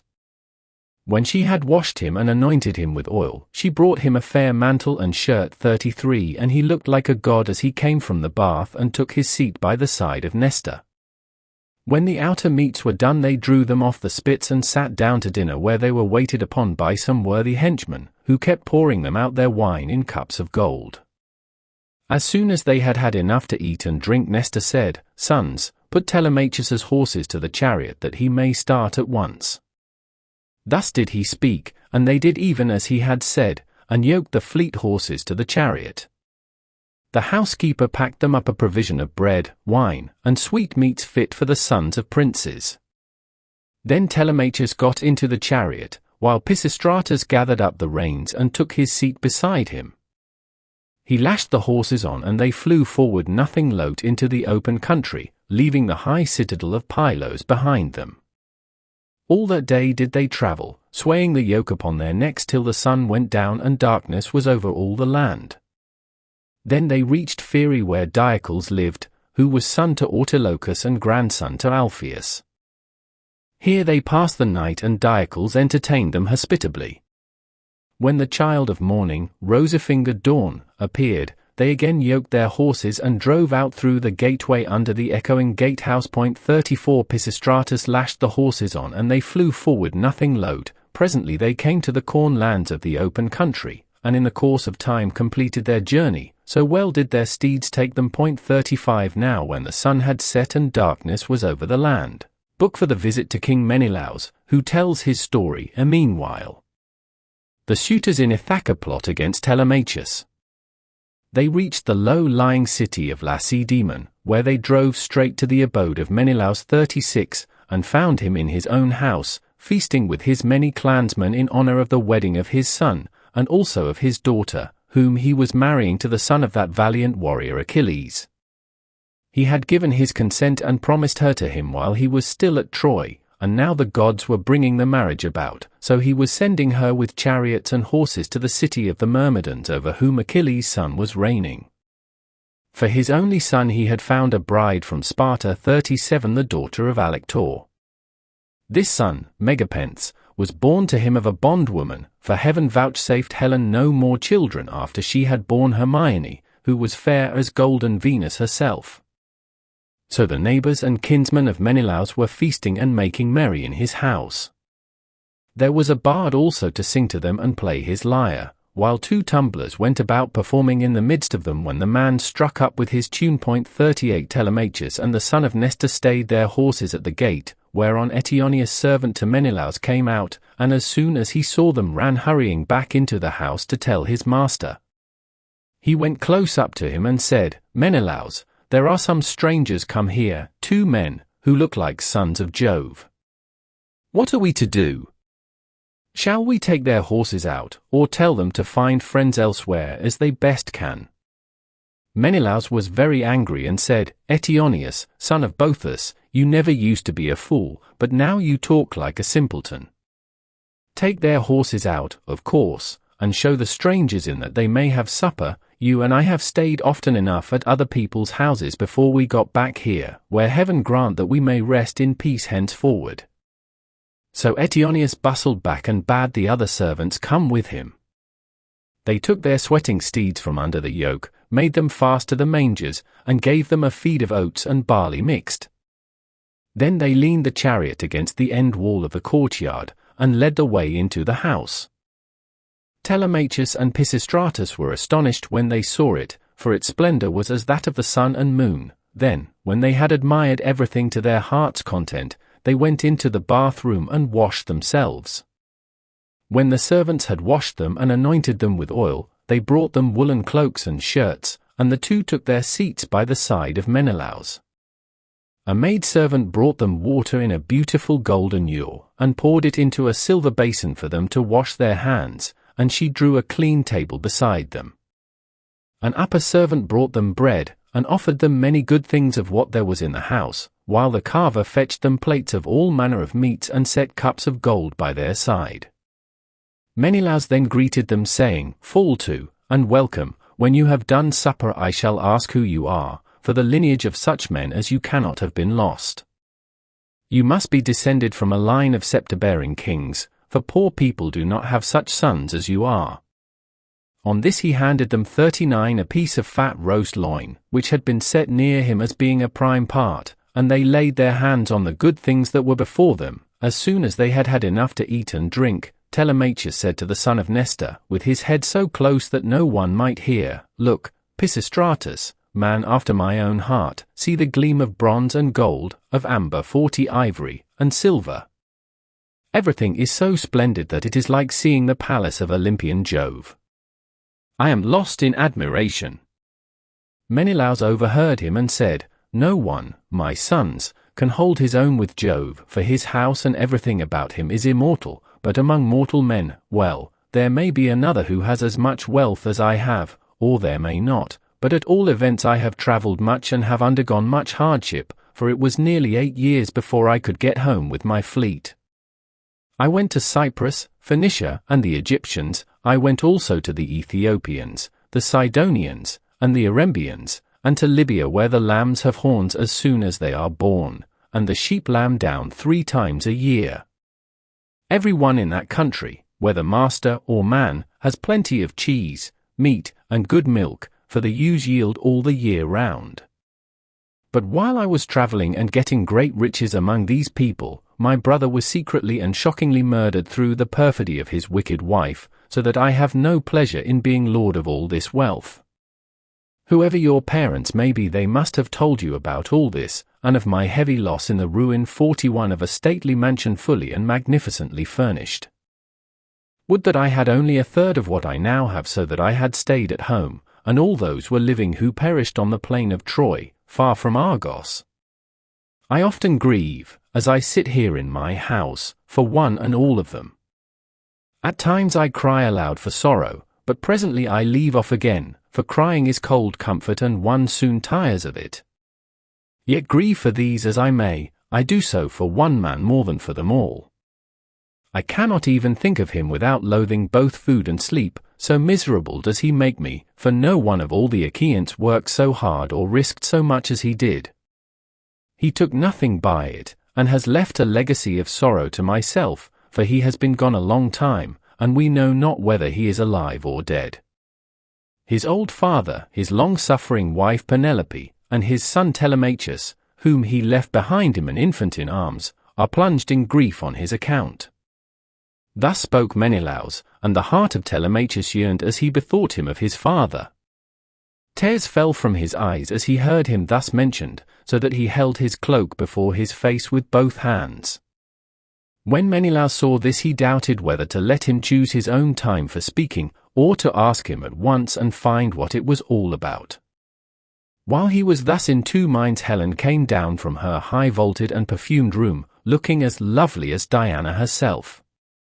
A draught brought her a seat, Alsip a soft woolen rug, while Philo fetched her the silver workbox which Alcandra, wife of Polybus, had given her. Polybus lived in Egyptian Thebes, which is the richest city in the whole world. He gave Menelaus 2 baths, both of pure silver, 2 tripods, and 10 talents of gold. Besides all this, his wife gave Helen some beautiful presents, to wit, a golden distaff, and a silver work box that ran on wheels, with a gold band round the top of it. Philo now placed this by her side, full of fine spun yarn, and a distaff charged with violet-coloured wool was laid upon the top of it. Then Helen took her seat, put her feet upon the footstool, and began to question her husband. 42 Do we know, Menelaus, said she, the names of these strangers who have come to visit us? Shall I guess right or wrong, but I cannot help saying what I think. Never yet have I seen either man or woman so like somebody else. Indeed, when I look at him I hardly know what to think, as this young man is like Telemachus, whom Ulysses left as a baby behind him, when you Achaeans went to Troy with battle in your hearts, on account of my most shameless self. My dear wife, replied Menelaus, I see the likeness just as you do. His hands and feet are just like Ulysses, so is his hair, with the shape of his head and the expression of his eyes. Moreover, when I was talking about Ulysses, and saying how much he had suffered on my account, tears fell from his eyes, and he hid his face in his mantle. Then Pisistratus said, Menelaus, son of Atreus, you are right in thinking that this young man is Telemachus, but he is very modest, and is ashamed to come here and begin opening up discourse with one whose conversation is so divinely interesting as your own. My father, Nestor, sent me to escort him hither, for he wanted to know whether you could give him any counsel or suggestion. A son has always trouble at home when his father has gone away, leaving him without supporters, and this is how Telemachus is now placed, for his father is absent, and there is no one among his own people to stand by him. Bless my heart, replied Menelaus, then I am receiving a visit from the son of a very dear friend, who suffered much hardship for my sake. I had always hoped to entertain him with most marked distinction when heaven had granted us a safe return from beyond the seas. I should have founded a city for him in Argos, and built him a house. I should have made him leave Ithaca with his goods, his son, and all his people, and should have sacked for them some one of the neighboring cities that are subject to me. We should thus have seen one another continually, and nothing but death could have interrupted so close and happy an intercourse. I suppose, however, that heaven grudged us such great good fortune, for it has prevented the poor fellow from ever getting home at all. Thus did he speak, and his words set them all a-weeping. Helen wept, Telemachus wept, and so did Menelaus, nor could Pisistratus keep his eyes from filling, when he remembered his dear brother Antilochus, whom the son of bright dawn had killed. Thereon he said to Menelaus, Sir, my father Nestor, when we used to talk about you at home, told me you were a person of rare and excellent understanding. If, then, it be possible, do as I would urge you. I am not fond of crying while I am getting my supper. Morning will come in due course, and in the forenoon I care not how much I cry for those that are dead and gone. This is all we can do for the poor things. We can only shave our heads for them and wring the tears from our cheeks. I had a brother who died at Troy. He was by no means the worst man there, you are sure to have known him. His name was Antilochus. I never set eyes upon him myself, but they say that he was singularly fleet of foot and in fight valiant. Your discretion, my friend, answered Menelaus, is beyond your years. It is plain you take after your father. One can soon see when a man is son to one whom heaven has blessed both as regards wife and offspring, and it has blessed Nestor from first to last all his days, giving him a green old age in his own house, with sons about him who are both well disposed and valiant. We will put an end therefore to all this weeping, and attend to our supper again. Let water be poured over our hands. Telemachus and I can talk with one another fully in the morning. On this Asphalion, one of the servants, poured water over their hands, and they laid their hands on the good things that were before them. Then Jove's daughter Helen bethought her of another matter. She drugged the wine with an herb that banishes all care, sorrow, and ill humor. Whoever drinks wine thus drugged cannot shed a single tear all the rest of the day, not even though his father and mother both of them drop down dead, or he sees a brother or a son hewn in pieces before his very eyes. This drug, of such sovereign power and virtue, had been given to Helen by Polydamna, wife of Thon, a woman of Egypt, where there grow all sorts of herbs, some good to put into the mixing bowl and others poisonous. Moreover, every one in the whole country is a skilled physician, for they are of the race of Paeon. When Helen had put this drug in the bowl, and had told the servants to serve the wine round, she said, Menelaus, son of Atreus, and you my good friends, sons of honourable men, which is as Jove wills, for he is the giver both of good and evil, and can do what he chooses, feast here as you will, and listen while I tell you a tale in season. I cannot indeed name every single one of the exploits of Ulysses, but I can say what he did when he was before Troy, and you Achaeans were in all sorts of difficulties. He covered himself with wounds and bruises, dressed himself all in rags, and entered the enemy's city looking like a menial or a beggar, and quite different from what he did when he was among his own people. In this disguise he entered the city of Troy, and no one said anything to him. I alone recognized him and began to question him, but he was too cunning for me. When, however, I had washed and anointed him and had given him clothes, and after I had sworn a solemn oath not to betray him to the Trojans till he had got safely back to his own camp and to the ships, he told me all that the Achaeans meant to do. He killed many Trojans and got much information before he reached the Argive camp, for all which things the Trojan women made lamentation, but for my own part one was glad, for my heart was beginning to yearn after my home, and I was unhappy about the wrong that Venus had done me in taking me over there, away from my country, my girl, and my lawful wedded husband, who is indeed by no means deficient either in person or understanding. Then Menelaus said, "All that you have been saying, my dear wife, is true. I have traveled much, and have had much to do with heroes, but I have never seen such another man as Ulysses. What endurance too, and what courage he displayed within the wooden horse, wherein all the bravest of the Argives were lying in wait to bring death and destruction upon the Trojans. 43 At that moment you came up to us, some god who wished well to the Trojans must have set you onto it, and you had Deiphobus with you. 3 times did you go all round our hiding place and pat it, you called our chiefs each by his own name, and mimicked all our wives, Diomed, Ulysses, and I from our seats inside heard what a noise you made. Diomed and I could not make up our minds whether to spring out then and there, or to answer you from inside, but Ulysses held us all in check, so we sat quite still, all except Anticlus, who was beginning to answer you, when Ulysses clapped his 2 brawny hands over his mouth, and kept them there. It was this that saved us all, for he muzzled Anticlus till Minerva took you away again." "How sad," exclaimed Telemachus, "that all this was of no avail to save him, nor yet his own iron courage. But now, sir, be pleased to send us all to bed, that we may lie down and enjoy the blessed boon of sleep." On this Helen told the maid servants to set beds in the room that was in the gatehouse, and to make them with good red rugs, and spread coverlets on the top of them with woolen cloaks for the guests to wear. So the maids went out, carrying a torch, and made the beds, to which a manservant presently conducted the strangers.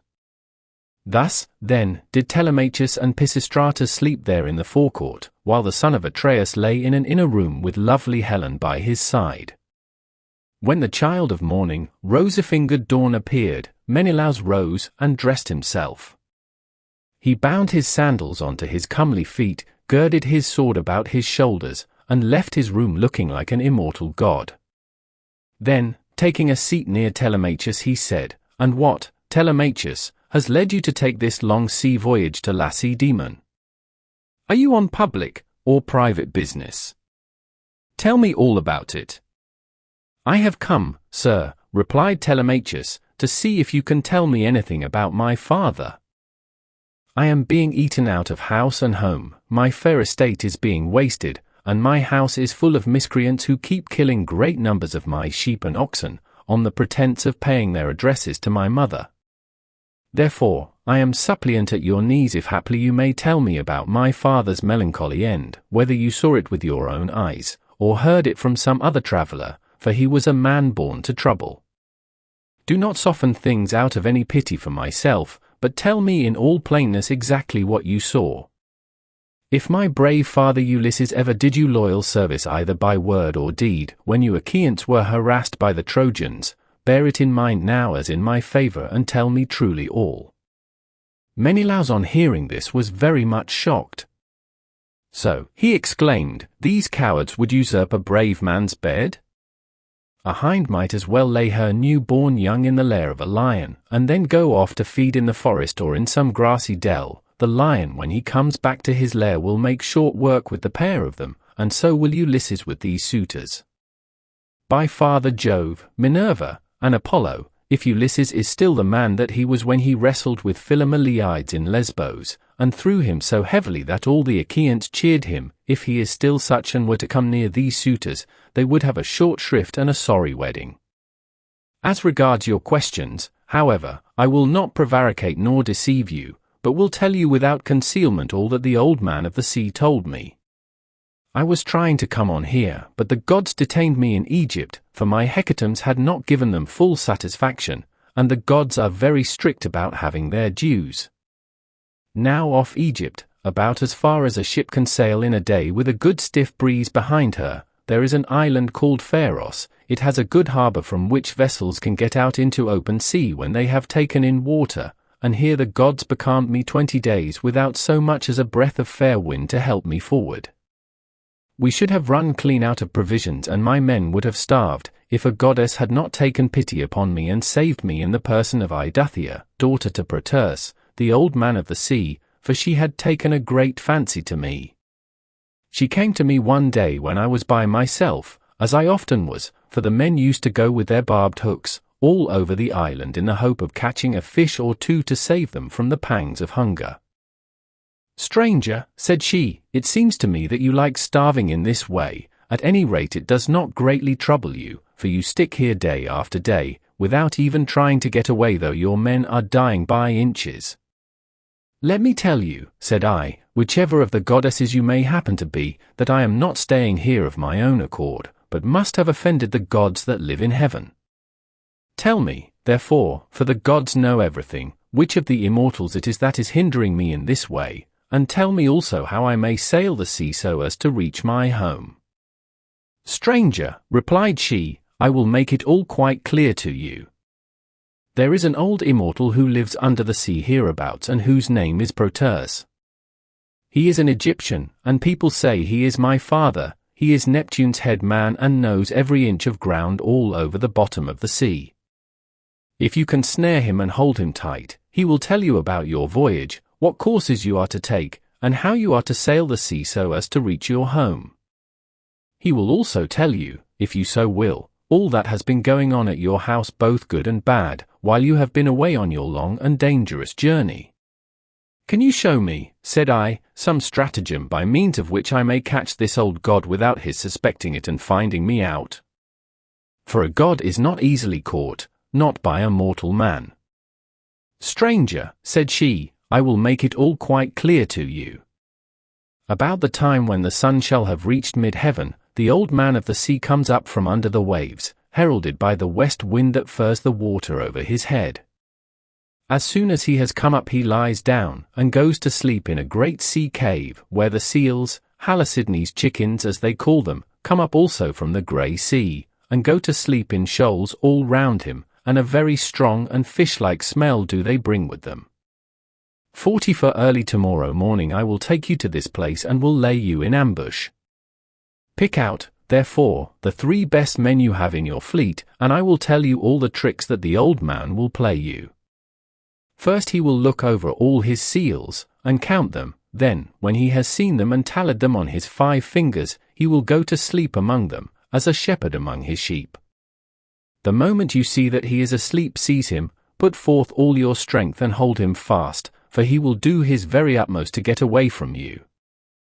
He will turn himself into every kind of creature that goes upon the earth, and will become also both fire and water, but you must hold him fast and grip him tighter and tighter, till he begins to talk to you and comes back to what he was when you saw him go to sleep. Then you may slacken your hold and let him go, and you can ask him which of the gods it is that is angry with you, and what you must do to reach your home over the seas." Having so said, she dived under the waves, whereon I turned back to the place where my ships were ranged upon the shore, and my heart was clouded with care as I went along. When I reached my ship we got supper ready, for night was falling, and camped down upon the beach. When the child of morning rosy-fingered dawn appeared, I took the 3 men on whose prowess of all kinds I could most rely, and went along by the seaside, praying heartily to heaven. Meanwhile the goddess fetched me up for seal skins from the bottom of the sea, all of them just skinned, for she meant playing a trick upon her father. Then she dug for pits for us to lie in, and sat down to wait till we should come up.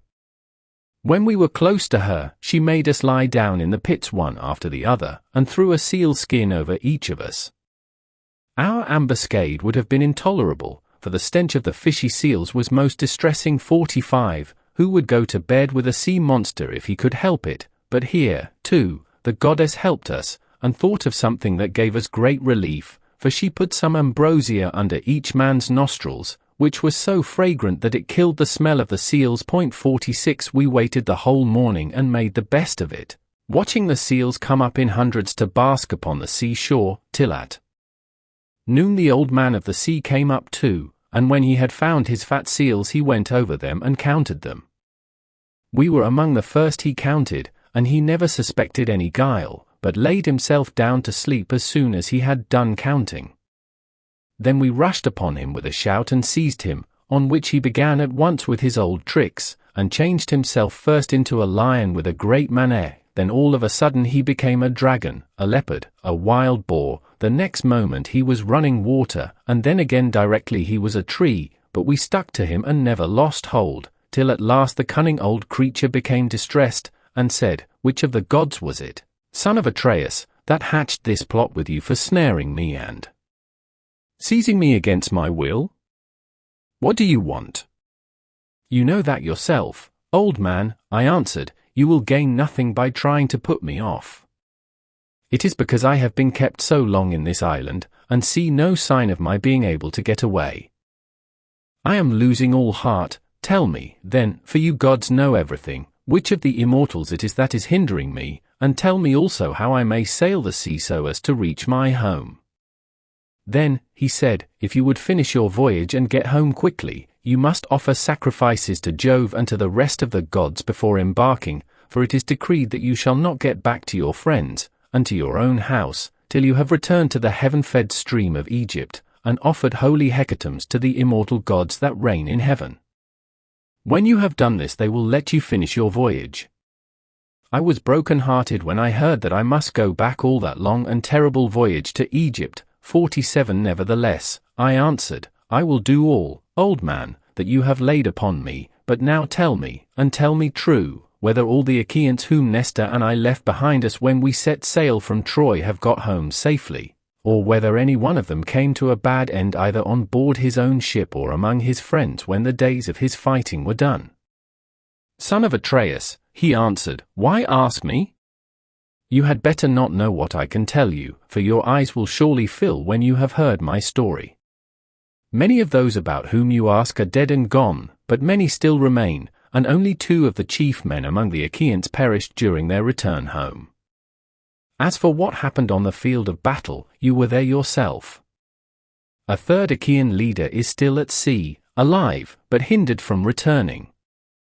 Ajax was wrecked, for Neptune drove him onto the great rocks of Gyre. Nevertheless, he let him get safe out of the water, and in spite of all Minerva's hatred he would have escaped death, if he had not ruined himself by boasting.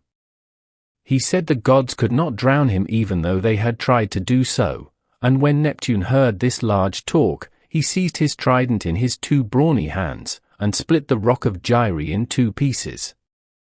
The base remained where it was, but the part on which Ajax was sitting fell headlong into the sea and carried Ajax with it, so he drank salt water and was drowned. Your brother and his ships escaped, for Juno protected him, but when he was just about to reach the high promontory of Malea, he was caught by a heavy gale which carried him out to sea again sorely against his will, and drove him to the foreland where Thyestes used to dwell, but where Aegisthus was then living. By and by, however, it seemed as though he was to return safely after all, for the gods backed the wind into its old quarter and they reached home, whereon Agamemnon kissed his native soil, and shed tears of joy at finding himself in his own country. Now there was a watchman whom Aegisthus kept always on the watch, and to whom he had promised 2 talents of gold. This man had been looking out for a whole year to make sure that Agamemnon did not give him the slip and prepare war. When, therefore, this man saw Agamemnon go by, he went and told Aegisthus, who at once began to lay a plot for him.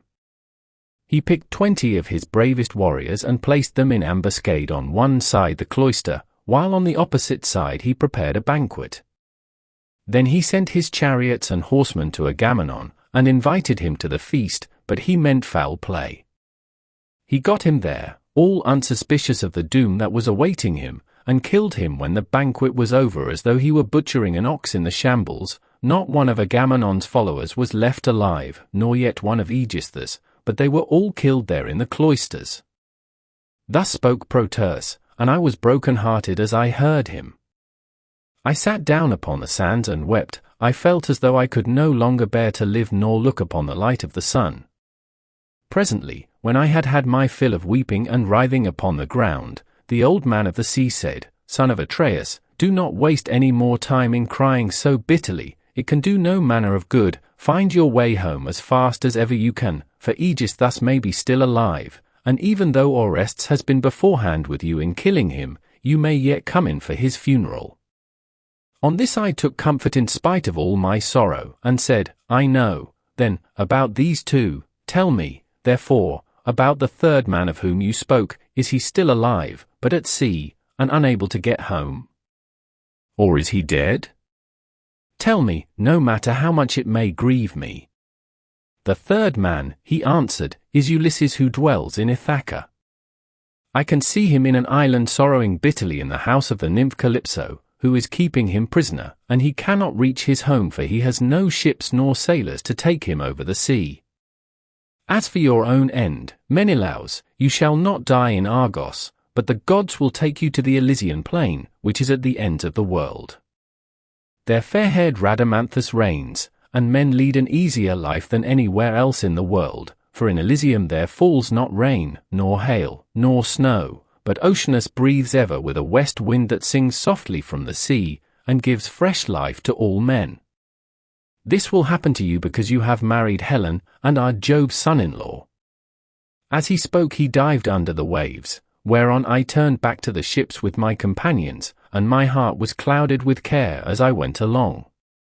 When we reached the ships we got supper ready, for night was falling, and camped down upon the beach.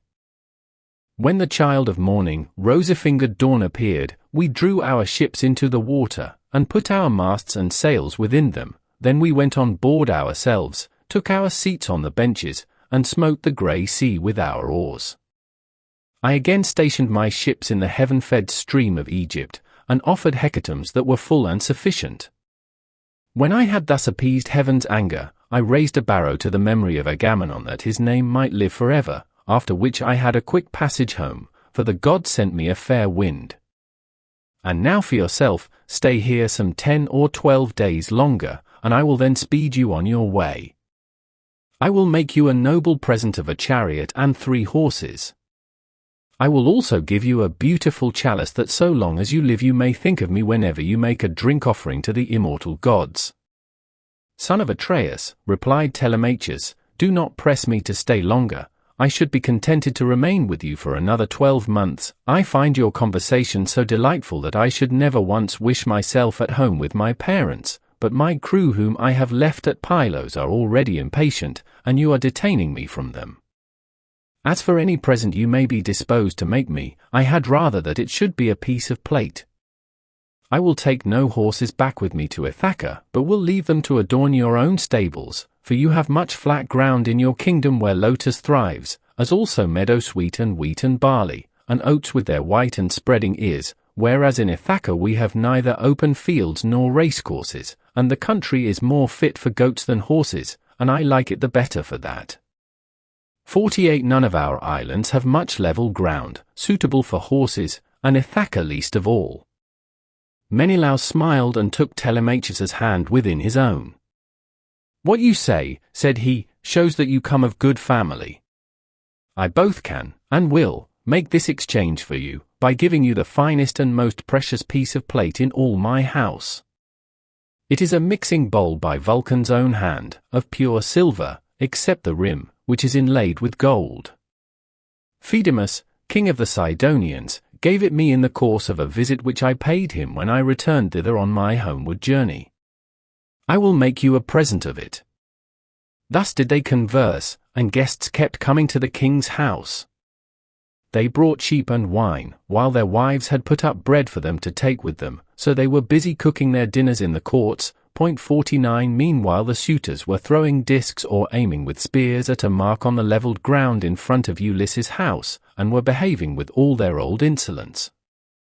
Antinous and Eurymachus, who were their ringleaders and much the foremost among them all, were sitting together when Numon son of Phronius came up and said to Antinous, "Have we any idea, Antinous, on what day Telemachus returns from Pylos?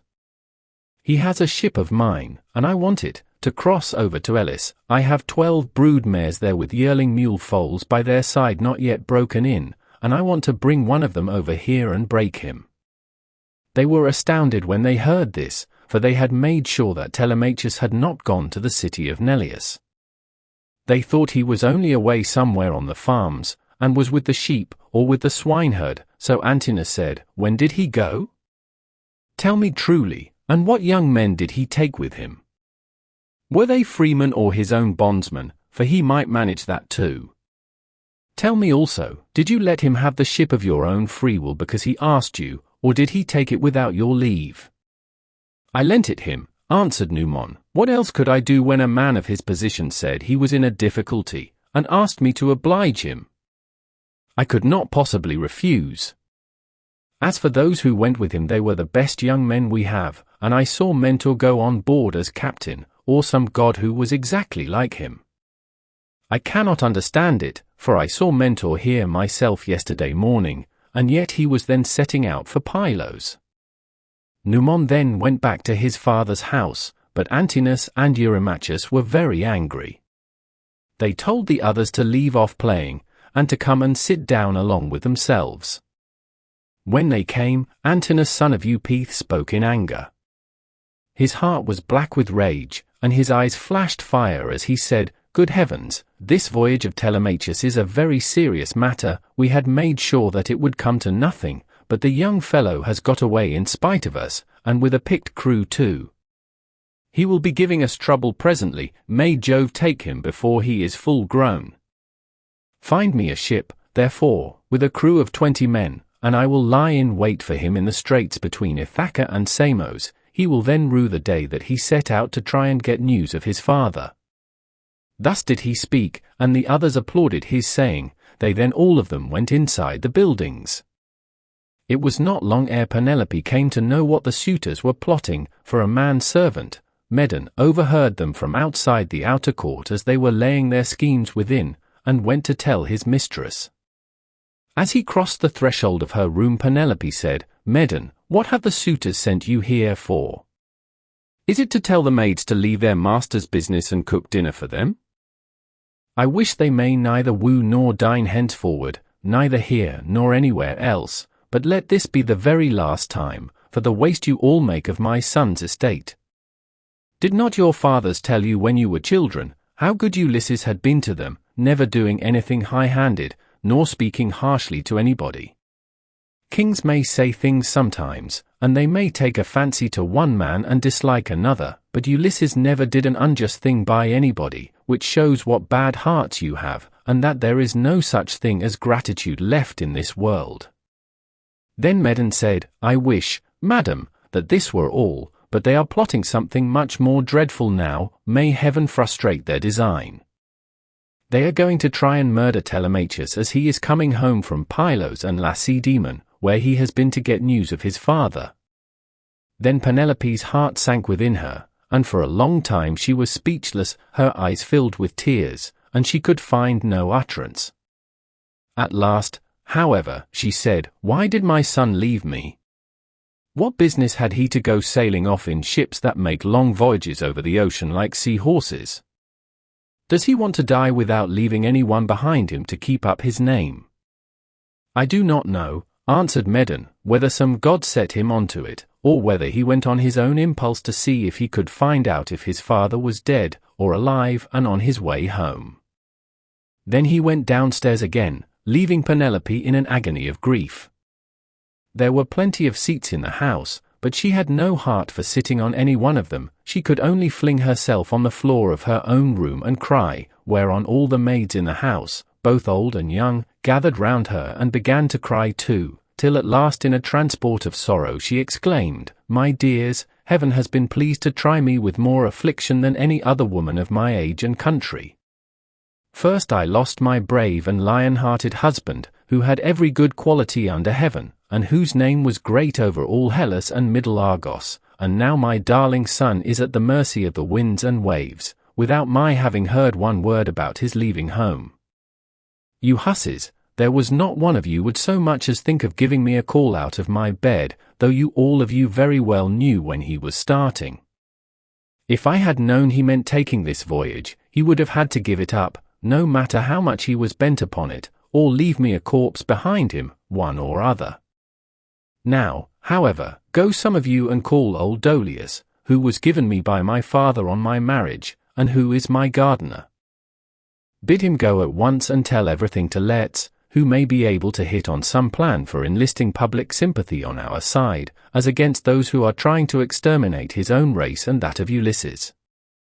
Then the dear old nurse Euryclea said, You may kill me, madam, or let me live on in your house, whichever you please, but I will tell you the real truth. I knew all about it, and gave him everything he wanted in the way of bread and wine, but he made me take my solemn oath that I would not tell you anything for some 10 or 12 days, unless you asked or happened to hear of his having gone, for he did not want you to spoil your beauty by crying.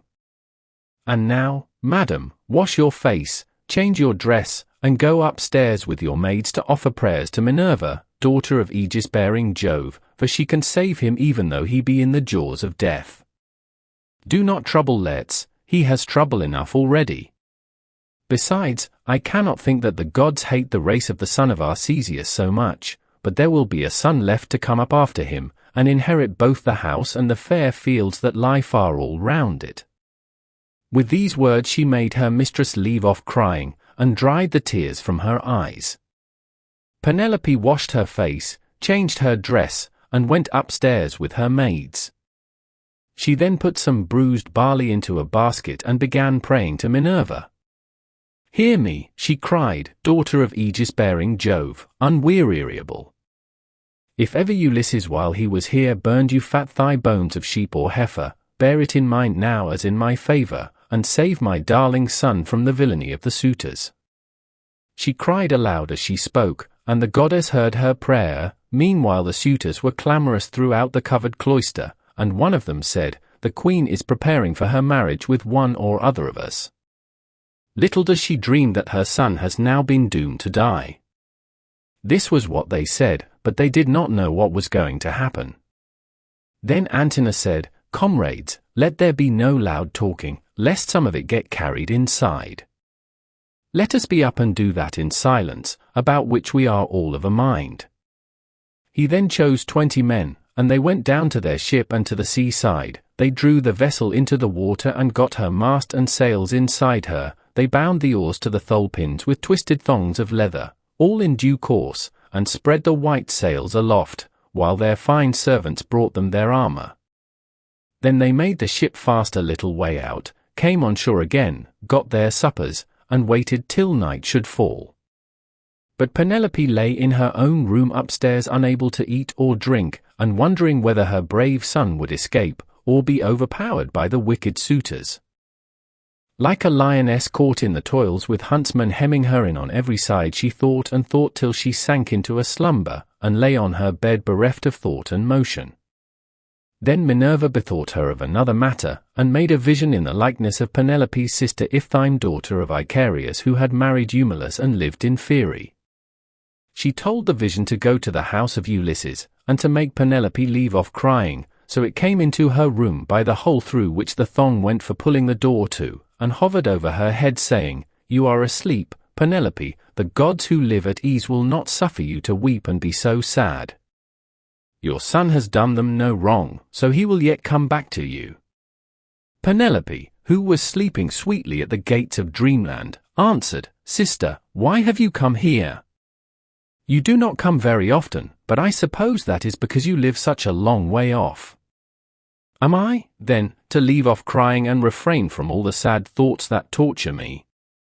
I, who have lost my brave and lion-hearted husband, who had every good quality under heaven, and whose name was great over all Hellas and middle Argos, and now my darling son has gone off on board of a ship, a foolish fellow who has never been used to roughing it, nor to going about among gatherings of men.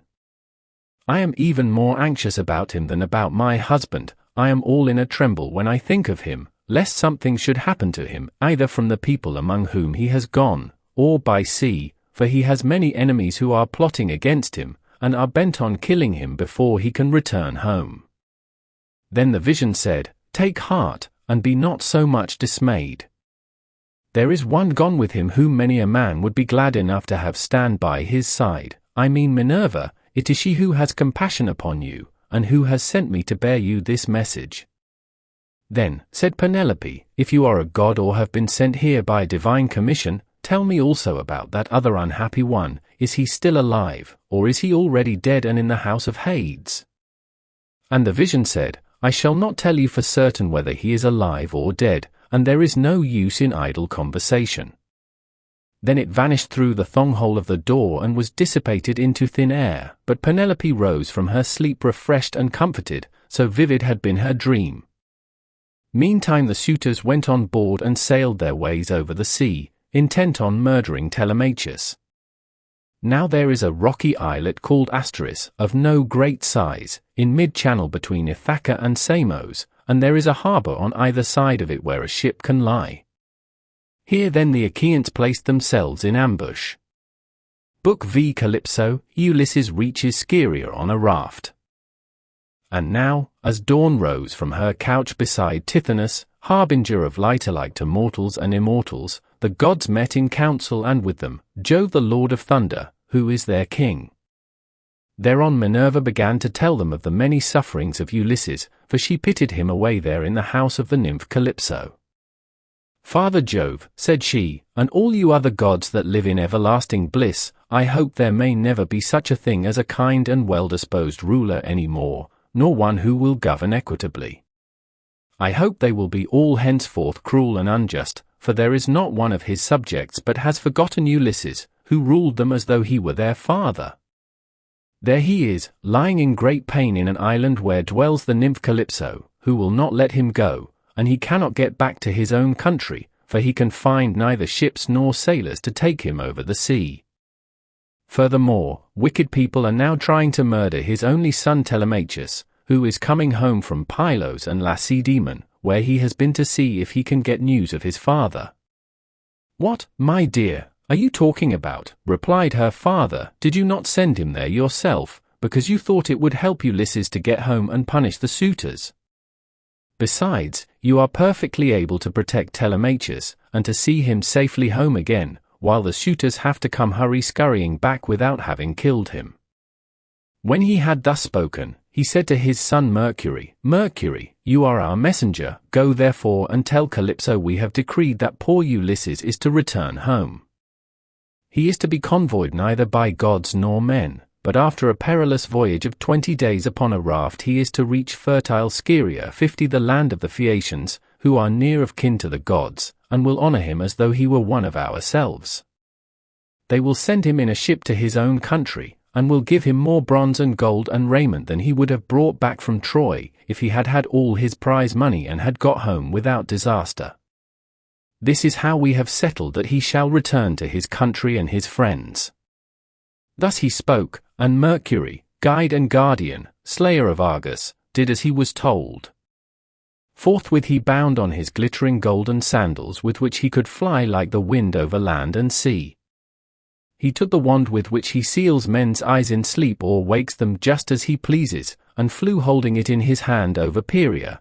Then he swooped down through the firmament till he reached the level of the sea, whose waves he skimmed like a cormorant that flies fishing every hole and corner of the ocean, and drenching its thick plumage in the spray. He flew and flew over many a weary wave, but when at last he got to the island which was his journey's end, he left the sea and went on by land till he came to the cave where the nymph Calypso lived. He found her at home. There was a large fire burning on the hearth, and one could smell from far the fragrant reek of burning cedar and sandalwood. As for herself, she was busy at her loom, shooting her golden shuttle through the warp and singing beautifully. Round her cave there was a thick wood of alder, poplar, and sweet-smelling cypress trees, wherein all kinds of great birds had built their nests, owls, hawks, and chattering sea crows that occupy their business in the waters. A vine loaded with grapes was trained and grew luxuriantly about the mouth of the cave. There were also for running rills of water in channels cut pretty close together, and turned hither and thither so as to irrigate the beds of violets and luscious herbage over which they flowed. 51 Even a god could not help being charmed with such a lovely spot, so Mercury stood still and looked at it, but when he had admired it sufficiently he went inside the cave. Calypso knew him at once, for the gods all know each other, no matter how far they live from one another, but Ulysses was not within. He was on the seashore as usual, looking out upon the barren ocean with tears in his eyes, groaning and breaking his heart for sorrow. Calypso gave Mercury a seat and said, "Why have you come to see me, Mercury, honored, and ever welcome, for you do not visit me often? Say what you want, I will do it for you at once if I can, and if it can be done at all, but come inside, and let me set refreshment before you."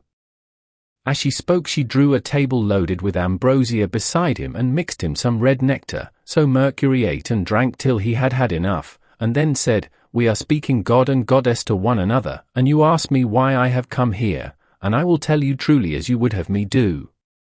Jove sent me, it was no doing of mine. Who could possibly want to come all this way over the sea where there are no cities full of people to offer me sacrifices or choice hecatombs?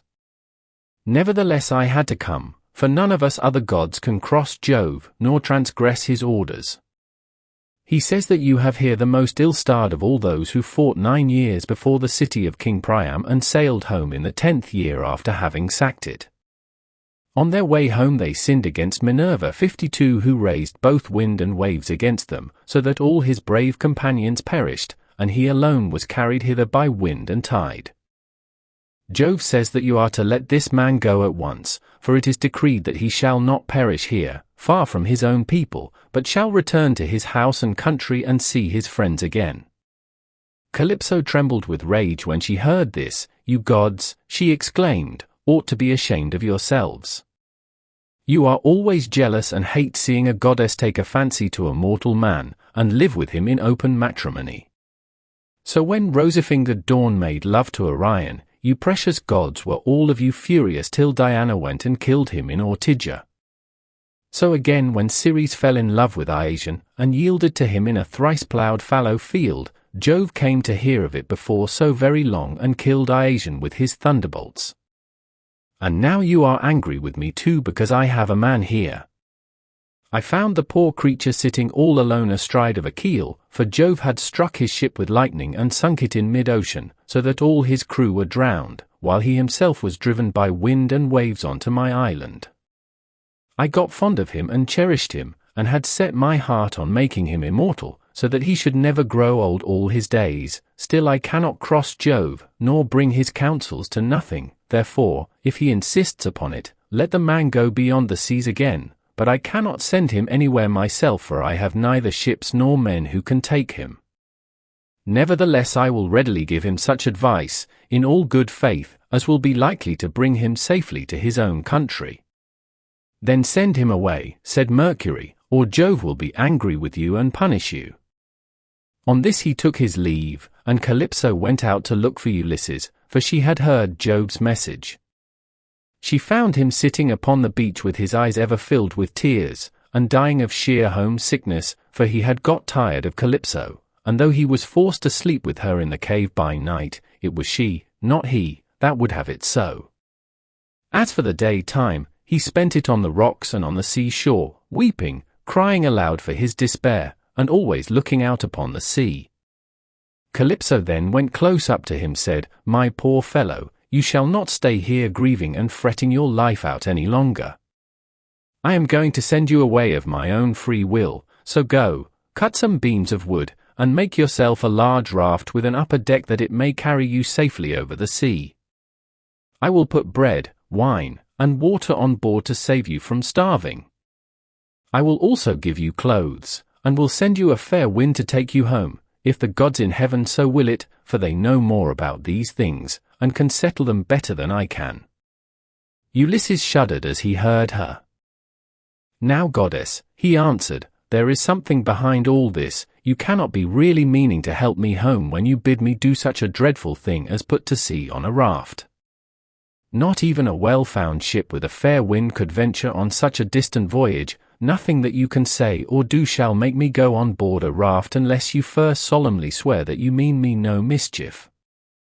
Calypso smiled at this and caressed him with her hand. "You know a great deal," said she, "but you are quite wrong here. May heaven above and earth below be my witnesses, with the waters of the river Styx, and this is the most solemn oath which a blessed God can take, that I mean you no sort of harm, and am only advising you to do exactly what I should do myself in your place. I am dealing with you quite straightforwardly. My heart is not made of iron, and I am very sorry for you." When she had thus spoken, she led the way rapidly before him, and Ulysses followed in her steps. So the pair, goddess and man, went on and on till they came to Calypso's cave, where Ulysses took the seat that Mercury had just left. Calypso set meat and drink before him of the food that mortals eat, but her maids brought ambrosia and nectar for herself, and they laid their hands on the good things that were before them. When they had satisfied themselves with meat and drink, Calypso spoke, saying, "Ulysses, noble son of Let's, so you would start home to your own land at once. Good luck go with you, but if you could only know how much suffering is in store for you before you get back to your own country, you would stay where you are, keep house along with me, and let me make you immortal, no matter how anxious you may be to see this wife of yours, of whom you are thinking all the time day after day. Yet I flatter myself that I am no whit less tall or well-looking than she is, for it is not to be expected that a mortal woman should compare in beauty with an immortal." "Goddess," replied Ulysses, "do not be angry with me about this. I am quite aware that my wife Penelope is nothing like so tall or so beautiful as yourself. She is only a woman, whereas you are an immortal. Nevertheless, I want to get home, and can think of nothing else. If some god wrecks me when I am on the sea, I will bear it and make the best of it. I have had infinite trouble both by land and sea already, so let this go with the rest." Presently the sun set and it became dark, whereon the pair retired into the inner part of the cave and went to bed. When the child of morning rosy-fingered dawn appeared, Ulysses put on his shirt and cloak, while the goddess wore a dress of a light gossamer fabric, very fine and graceful, with a beautiful golden girdle about her waist and a veil to cover her head. She at once set herself to think how she could speed Ulysses on his way.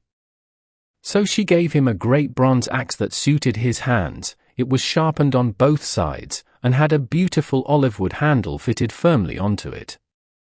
She also gave him a sharp adze, and then led the way to the far end of the island where the largest trees grew, alder, poplar, and pine, that reached the sky, very dry and well seasoned, so as to sail light for him in the water. 53 Then, when she had shown him where the best trees grew, Calypso went home, leaving him to cut them, which he soon finished doing. He cut down 20 trees in all and adzed them smooth, squaring them by rule in good workman-like fashion. Meanwhile Calypso came back with some augers, so he bored holes with them and fitted the timbers together with bolts and rivets. He made the raft as broad as a skilled shipwright makes the beam of a large vessel, and he fixed a deck on top of the ribs, and ran a gunwale all round it. He also made a mast with a yard arm, and a rudder to steer with. He fenced the raft all round with wicker hurdles as a protection against the waves, and then he threw on a quantity of wood. By and by Calypso brought him some linen to make the sails, and he made these too, excellently, making them fast with braces and sheets. Last of all, with the help of levers, he drew the raft down into the water. In 4 days he had completed the whole work, and on the 5th Calypso sent him from the island after washing him and giving him some clean clothes. She gave him a goat skin full of black wine, and another larger one of water. She also gave him a wallet full of provisions, and found him in much good meat. Moreover, she made the wind fair and warm for him, and gladly did Ulysses spread his sail before it, while he sat and guided the raft skillfully by means of the rudder. He never closed his eyes, but kept them fixed on the Pleiads, on late-setting Boötes, and on the bear, which men also call the wain, and which turns round and round where it is, facing Orion, and alone never dipping into the stream of Oceanus, for Calypso had told him to keep this to his left. Days 7 and 10 did he sail over the sea, and on the 18th the dim outlines of the mountains on the nearest part of the Phaeacian coast appeared, rising like a shield on the horizon. But King Neptune, who was returning from the Ethiopians, caught sight of Ulysses a long way off, from the mountains of the Solymi.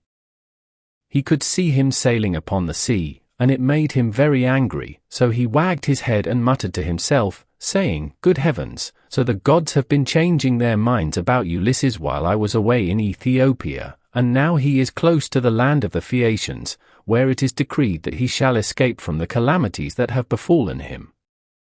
Still, he shall have plenty of hardship yet before he has done with it."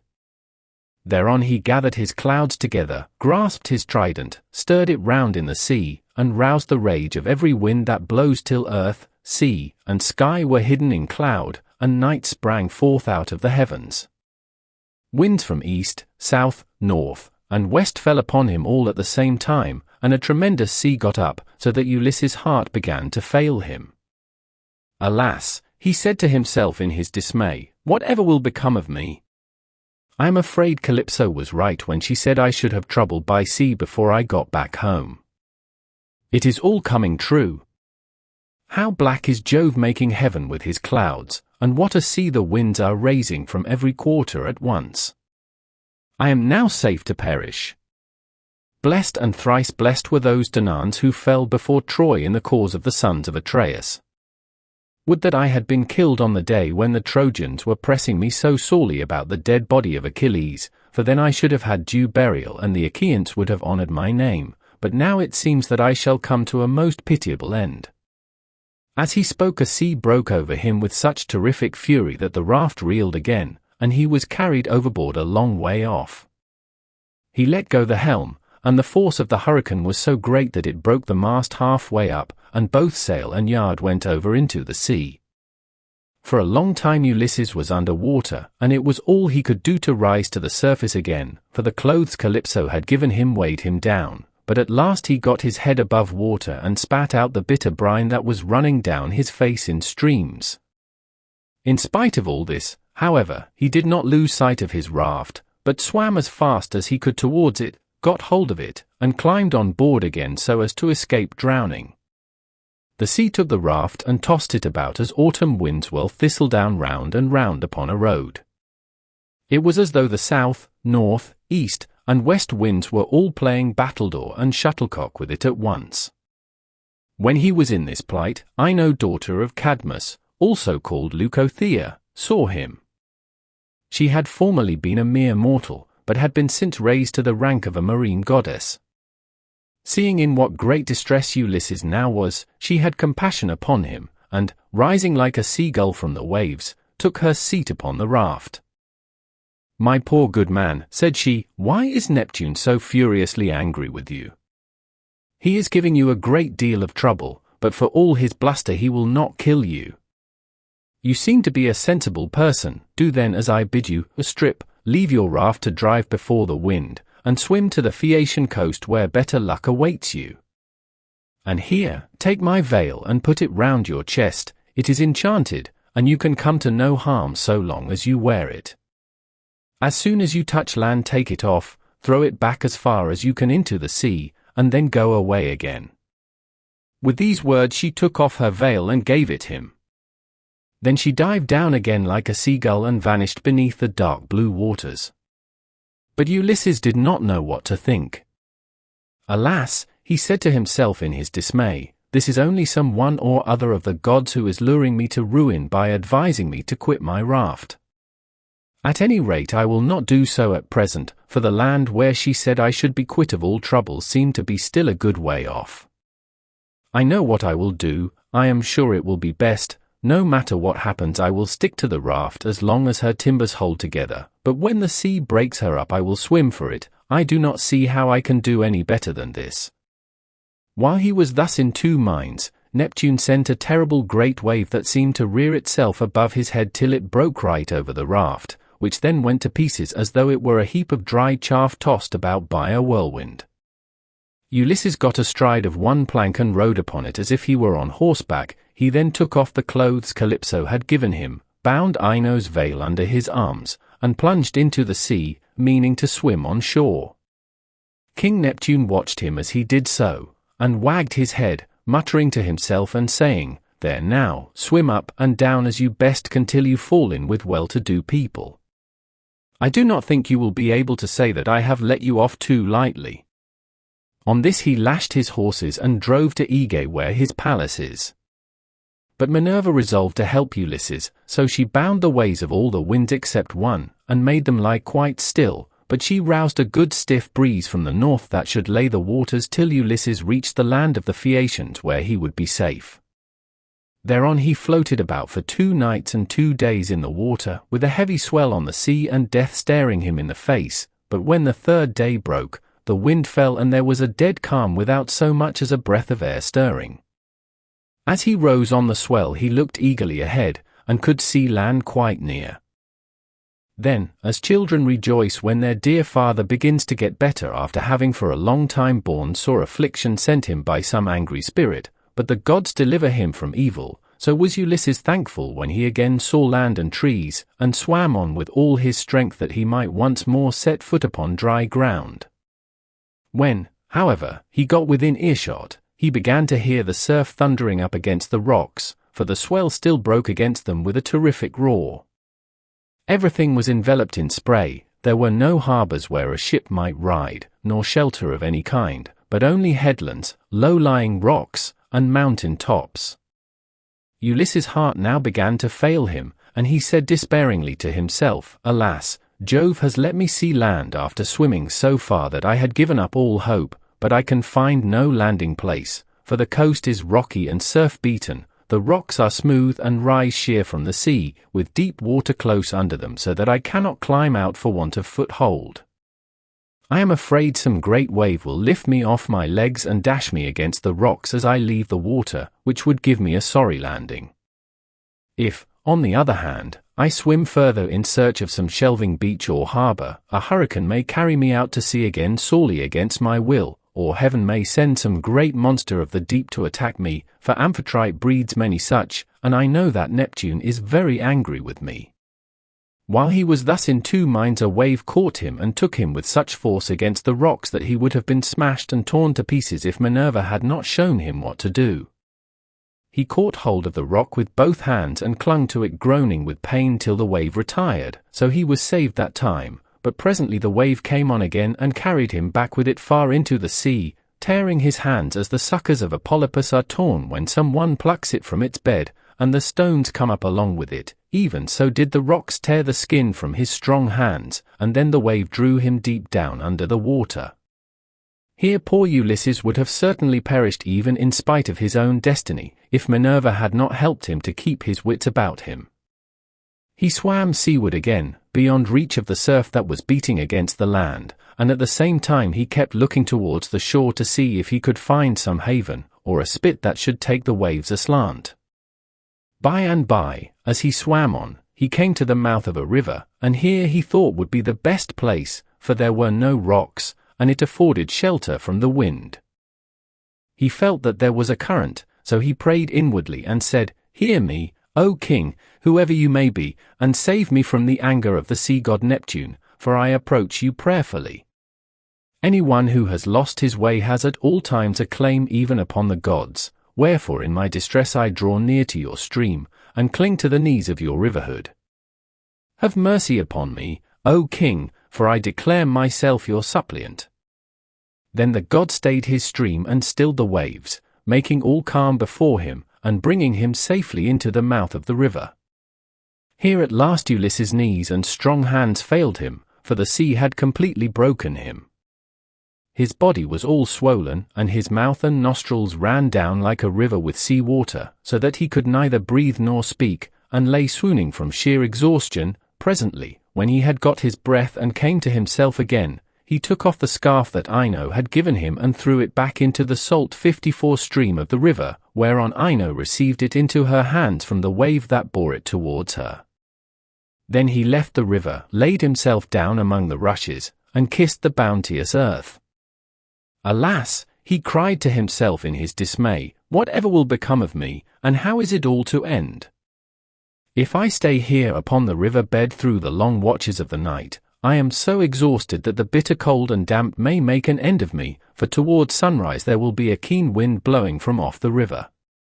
If, on the other hand, I climb the hillside, find shelter in the woods, and sleep in some thicket, I may escape the cold and have a good night's rest, but some savage beast may take advantage of me and devour me. In the end he deemed it best to take to the woods, and he found one upon some high ground not far from the water. There he crept beneath 2 shoots of olive that grew from a single stock, the one an ungrafted sucker, while the other had been grafted.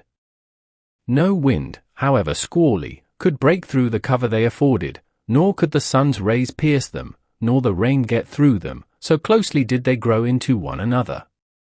Ulysses crept under these and began to make himself a bed to lie on, for there was a great litter of dead leaves lying about, enough to make a covering for 2 or 3 men even in hard winter weather. He was glad enough to see this, so he laid himself down and heaped the leaves all round him. Then, as one who lives alone in the country, far from any neighbor, hides a brand as fire seed in the ashes to save himself from having to get a light elsewhere, even so did Ulysses cover himself up with leaves, and Minerva shed a sweet sleep upon his eyes, closed his eyelids, and made him lose all memories of his sorrows. Book 6 The Meeting between Nausicaa and Ulysses. So here Ulysses slept, overcome by sleep and toil, but Minerva went off to the country and city of the Phaeacians, a people who used to live in the fair town of Hyperiae, near the lawless Cyclopes. Now the Cyclopes were stronger than they and plundered them, so their king Nausithous moved them thence and settled them in Scheria, far from all other people. He surrounded the city with a wall, built houses and temples, and divided the lands among his people, but he was dead and gone to the house of Hades, and King Alcinous, whose counsels were inspired of heaven, was now reigning. To his house, then, did Minerva hie in furtherance of the return of Ulysses. She went straight to the beautifully decorated bedroom in which there slept a girl who was as lovely as a goddess, Nausicaa, daughter to King Alcinous. 2 maidservants were sleeping near her, both very pretty, one on either side of the doorway, which was closed with well-made folding doors. Minerva took the form of the famous sea captain Diomedes' daughter, who was a bosom friend of Nausicaa and just her own age. Then, coming up to the girl's bedside like a breath of wind, she hovered over her head and said, "Nausicaa, what can your mother have been about, to have such a lazy daughter? Here are your clothes all lying in disorder, yet you are going to be married almost immediately, and should not only be well dressed yourself, but should find good clothes for those who attend you.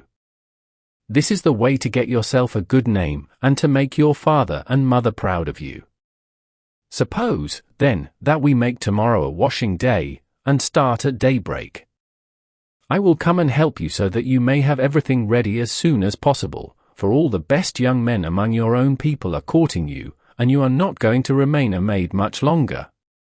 Ask your father, therefore, to have a wagon and mules ready for us at daybreak, to take the rugs, robes, and girdles, and you can ride, too, which will be much pleasanter for you than walking, for the washing cisterns are some way from the town." When she had said this, Minerva went away to Olympus, which they say is the everlasting home of the gods. Here no wind beats roughly, and neither rain nor snow can fall, but it abides in everlasting sunshine and in a great peacefulness of light, wherein the blessed gods are illumined for ever and ever. This was the place to which the goddess went when she had given instructions to the girl.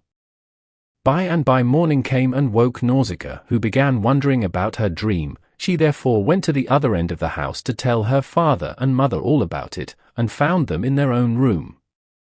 Her mother was sitting by the fireside spinning her purple yarn with her maids around her, and she happened to catch her father just as he was going out to attend a meeting of the town council, which the Phaeacian alderman had convened. She stopped him and said, "Papa dear, could you manage to let me have a good big wagon? I want to take all our dirty clothes to the river and wash them." You are the chief man here, so it is only right that you should have a clean shirt when you attend meetings of the council.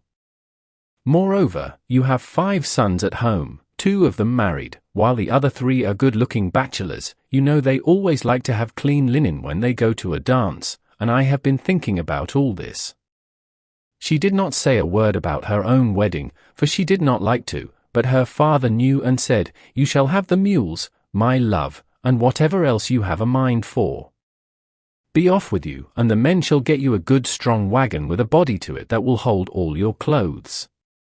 On this he gave his orders to the servants, who got the wagon out, harnessed the mules, and put them to, while the girl brought the clothes down from the linen room and placed them on the wagon.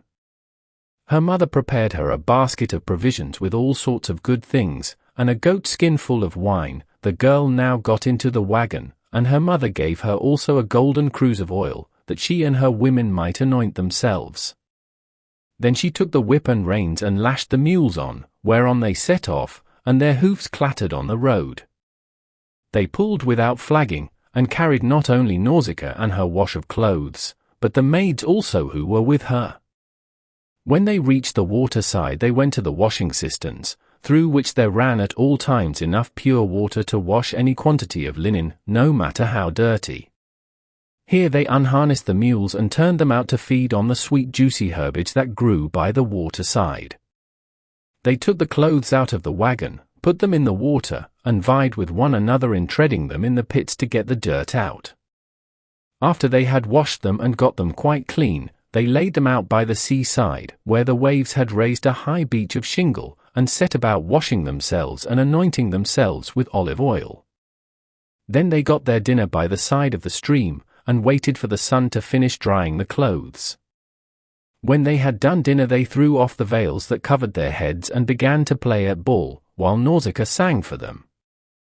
As the huntress Diana goes forth upon the mountains of Taygetus or Erymanthus to hunt wild boars or deer, and the wood nymphs, daughters of Aegis-bearing Jove, take their sport along with her, then is Leto proud at seeing her daughter stand a full head taller than the others, and eclipse the loveliest amid a whole bevy of beauties. Even so did the girl outshine her handmaids. When it was time for them to start home, and they were folding the clothes and putting them into the wagon, Minerva began to consider how Ulysses should wake up and see the handsome girl who was to conduct him to the city of the Phaeacians. The girl, therefore, threw a ball at one of the maids, which missed her and fell into deep water. On this they all shouted, and the noise they made woke Ulysses, who sat up in his bed of leaves and began to wonder what it might all be.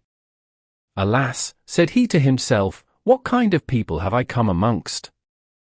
Are they cruel, savage, and uncivilized, or hospitable and humane? I seem to hear the voices of young women, and they sound like those of the nymphs that haunt mountain tops, or springs of rivers and meadows of green grass. At any rate I am among a race of men and women. Let me try if I cannot manage to get a look at them." As he said this he crept from under his bush, and broke off a bough covered with thick leaves to hide his nakedness. He looked like some lion of the wilderness that stalks about exulting in his strength and defying both wind and rain. His eyes glare as he prowls in quest of oxen, sheep, or deer, for he is famished, and will dare break even into a well-fenced homestead, trying to get at the sheep. Even such did Ulysses seem to the young women, as he drew near to them all naked as he was, for he was in great want. On seeing one so unkempt and so begrimed with salt water, the others scampered off along the spits that jutted out into the sea, but the daughter of Alcinous stood firm, for Minerva put courage into her heart and took away all fear from her.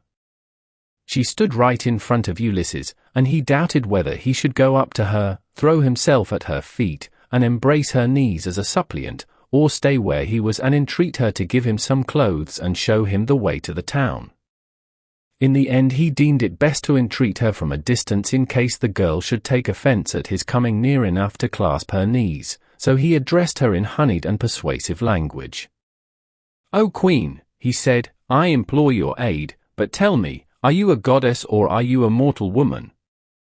If you are a goddess and dwell in heaven, I can only conjecture that you are Jove's daughter Diana, for your face and figure resemble none but hers. If on the other hand you are a mortal and live on earth, thrice happy are your father and mother, thrice happy, too, are your brothers and sisters. How proud and delighted they must feel when they see so fair a scion as yourself going out to a dance. Most happy, however, of all will he be whose wedding gifts have been the richest, and who takes you to his own home. I never yet saw anyone so beautiful, neither man nor woman, and am lost in admiration as I behold you. I can only compare you to a young palm tree which I saw when I was at Delos growing near the altar of Apollo, for I was there, too, with much people after me, when I was on that journey which has been the source of all my troubles. Never yet did such a young plant shoot out of the ground as that was, and I admired and wondered at it exactly as I now admire and wonder at yourself. I dare not clasp your knees, but I am in great distress. Yesterday made the 20th day that I had been tossing about upon the sea. The winds and waves have taken me all the way from the Aegean island 55, and now fate has flung me upon this coast that I may endure still further suffering, for I do not think that I have yet come to the end of it, but rather that heaven has still much evil in store for me. And now, O Queen, have pity upon me, for you are the first person I have met, and I know no one else in this country. Show me the way to your town, and let me have anything that you may have brought hither to wrap your clothes in. May heaven grant you in all things your heart's desire, husband, house, and a happy, peaceful home, for there is nothing better in this world than that man and wife should be of one mind in a house. It discomfits their enemies, makes the hearts of their friends glad, and they themselves know more about it than anyone. To this Nausicaa answered, Stranger, you appear to be a sensible, well-disposed person. There is no accounting for luck. Jove gives prosperity to rich and poor just as he chooses, so you must take what he has seen fit to send you, and make the best of it. Now, however, that you have come to this our country, you shall not want for clothes nor for anything else that a foreigner in distress may reasonably look for. I will show you the way to the town, and will tell you the name of our people. We are called Phaeacians, and I am daughter to Alcinous, in whom the whole power of the state is vested. Then she called her maids and said, Stay where you are, you girls. Can you not see a man without running away from him? Do you take him for a robber or a murderer?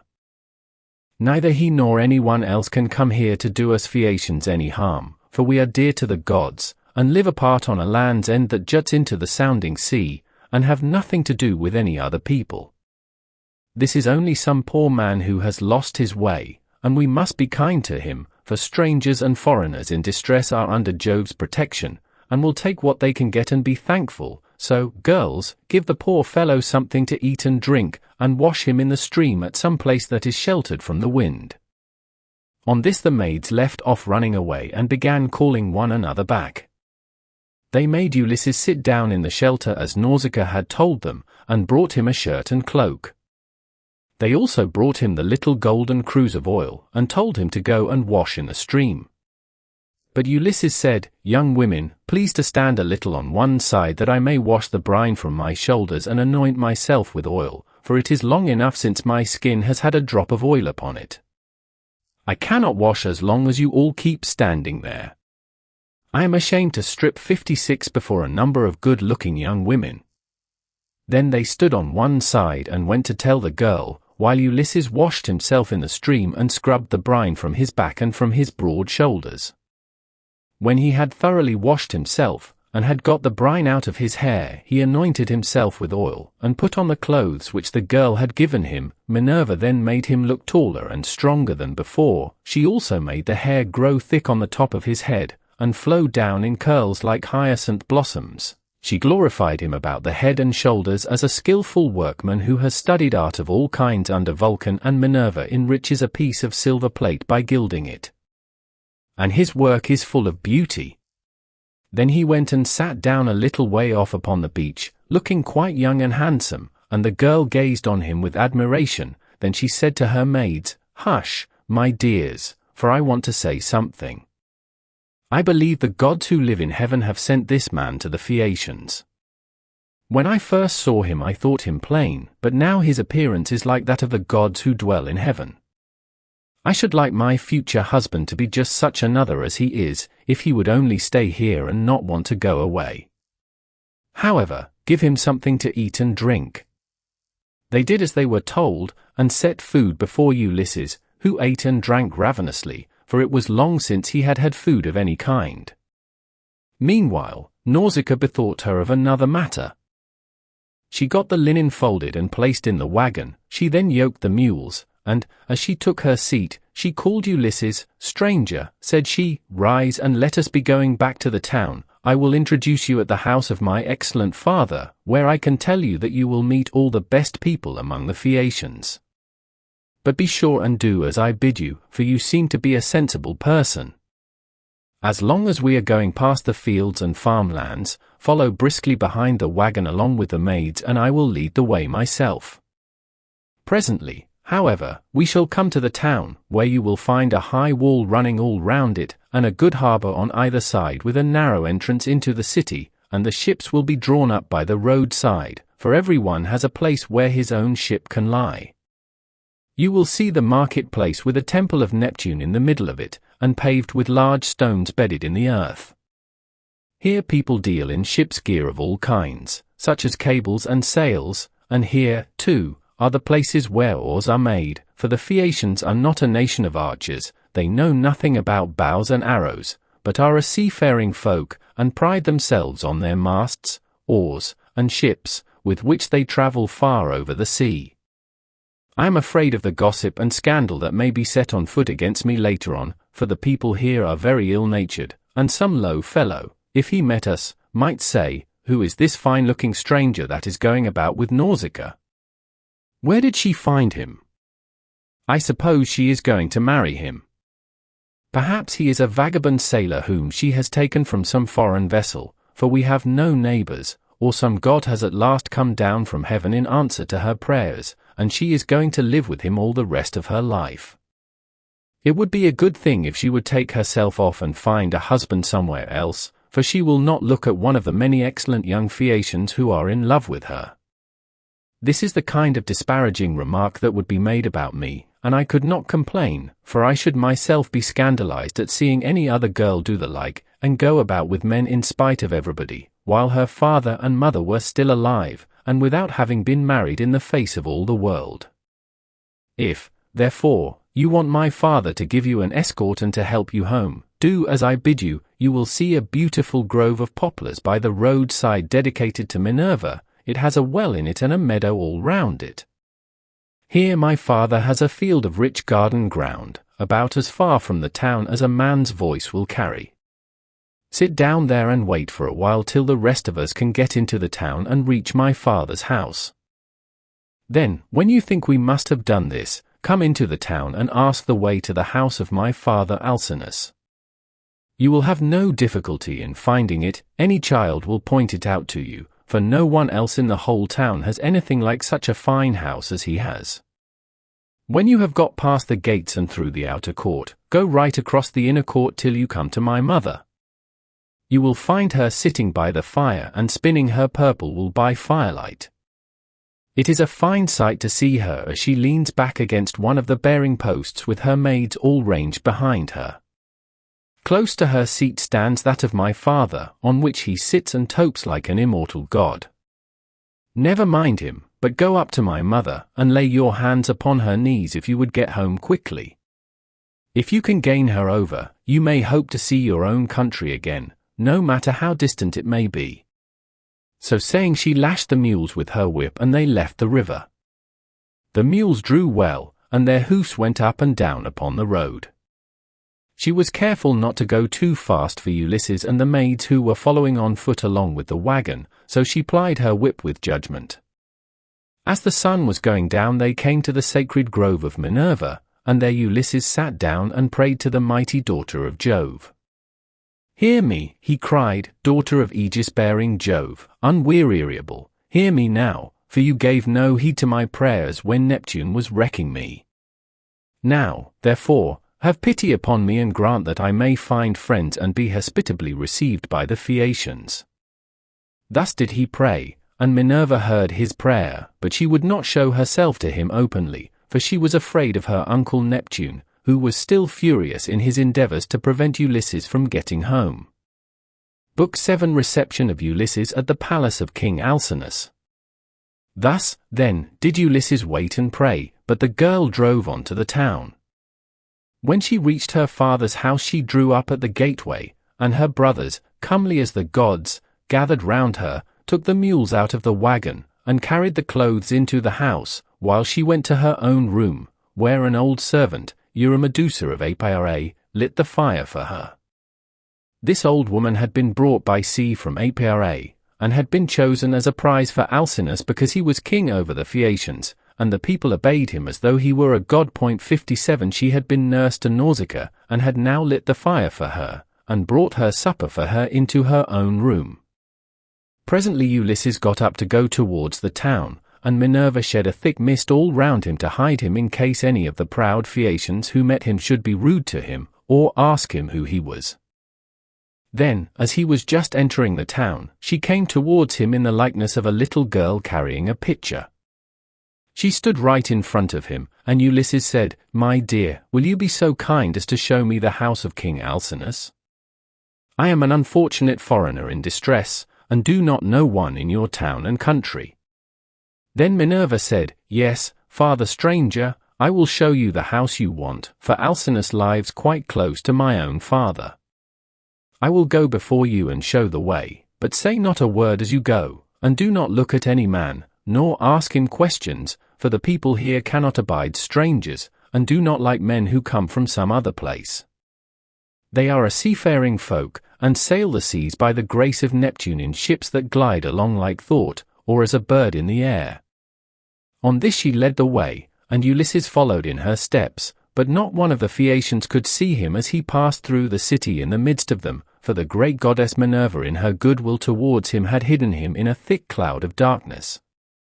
He admired their harbours, ships, places of assembly, and the lofty walls of the city, which, with the palisade on top of them, were very striking, and when they reached the king's house Minerva said, "This is the house, father stranger, which you would have me show you.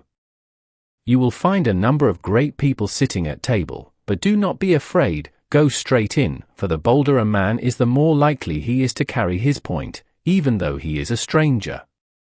First find the queen. Her name is Arete, and she comes of the same family as her husband Alcinous. They both descend originally from Neptune, who was father to Nausithous by Peribea, a woman of great beauty. Peribea was the youngest daughter of Eurymedon, who at one time reigned over the giants, but he ruined his ill-fated people and lost his own life to boot. Neptune, however, lay with his daughter, and she had a son by him, the great Nausithous, who reigned over the Phaeacians.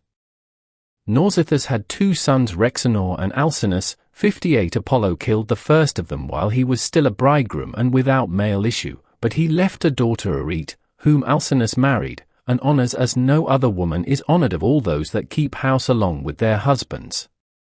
Thus she both was, and still is, respected beyond measure by her children, by Alcinous himself, and by the whole people, who look upon her as a goddess, and greet her whenever she goes about the city, for she is a thoroughly good woman both in head and heart, and when any women are friends of hers, she will help their husbands also to settle their disputes.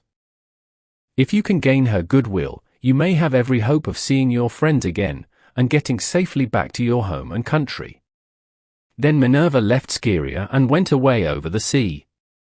She went to Marathon 59 and to the spacious streets of Athens, where she entered the abode of Erechtheus, but Ulysses went on to the house of Alcinous, and he pondered much as he paused a while before reaching the threshold of bronze, for the splendor of the palace was like that of the sun or moon. The walls on either side were of bronze from end to end, and the cornice was of blue enamel. The doors were gold, and hung on pillars of silver that rose from a floor of bronze, while the lintel was silver and the hook of the door was of gold.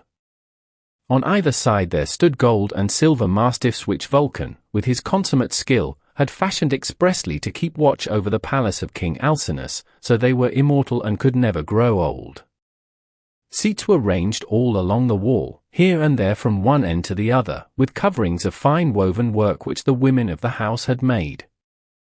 Here the chief persons of the Phaeacians used to sit and eat and drink, for there was abundance at all seasons, and there were golden figures of young men with lighted torches in their hands, raised on pedestals, to give light by night to those who were at table. There are 50 maid servants in the house, some of whom are always grinding rich yellow grain at the mill, while others work at the loom, or sit and spin, and their shuttles go backwards and forwards like the fluttering of aspen leaves, while the linen is so closely woven that it will turn oil. As the Phaeacians are the best sailors in the world, so their women excel all others in weaving, for Minerva has taught them all manner of useful arts, and they are very intelligent.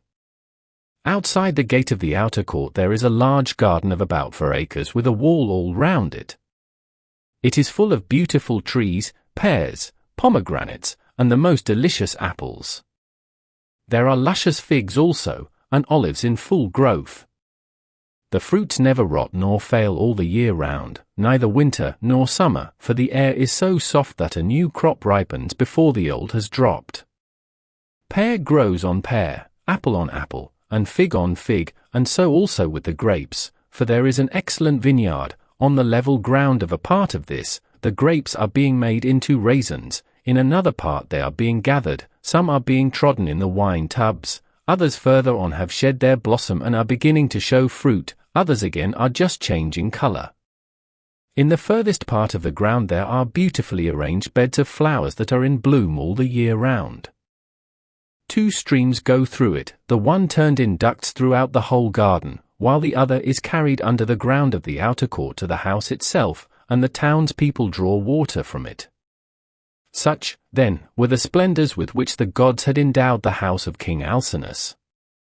So here Ulysses stood for a while and looked about him, but when he had looked long enough he crossed the threshold and went within the precincts of the house. There he found all the chief people among the Phaeacians making their drink offerings to Mercury, which they always did the last thing before going away for the night. 61 He went straight through the court, still hidden by the cloak of darkness in which Minerva had enveloped him, till he reached Arete and King Alcinous. Then he laid his hands upon the knees of the queen, and at that moment the miraculous darkness fell away from him and he became visible. Everyone was speechless with surprise at seeing a man there, but Ulysses began at once with his petition. "Queen Arete," he exclaimed, "daughter of great Rhexenor, in my distress I humbly pray you, as also your husband and these your guests, whom may heaven prosper with long life and happiness, and may they leave their possessions to their children, and all the honors conferred upon them by the state, to help me home to my own country as soon as possible, for I have been long in trouble and away from my friends."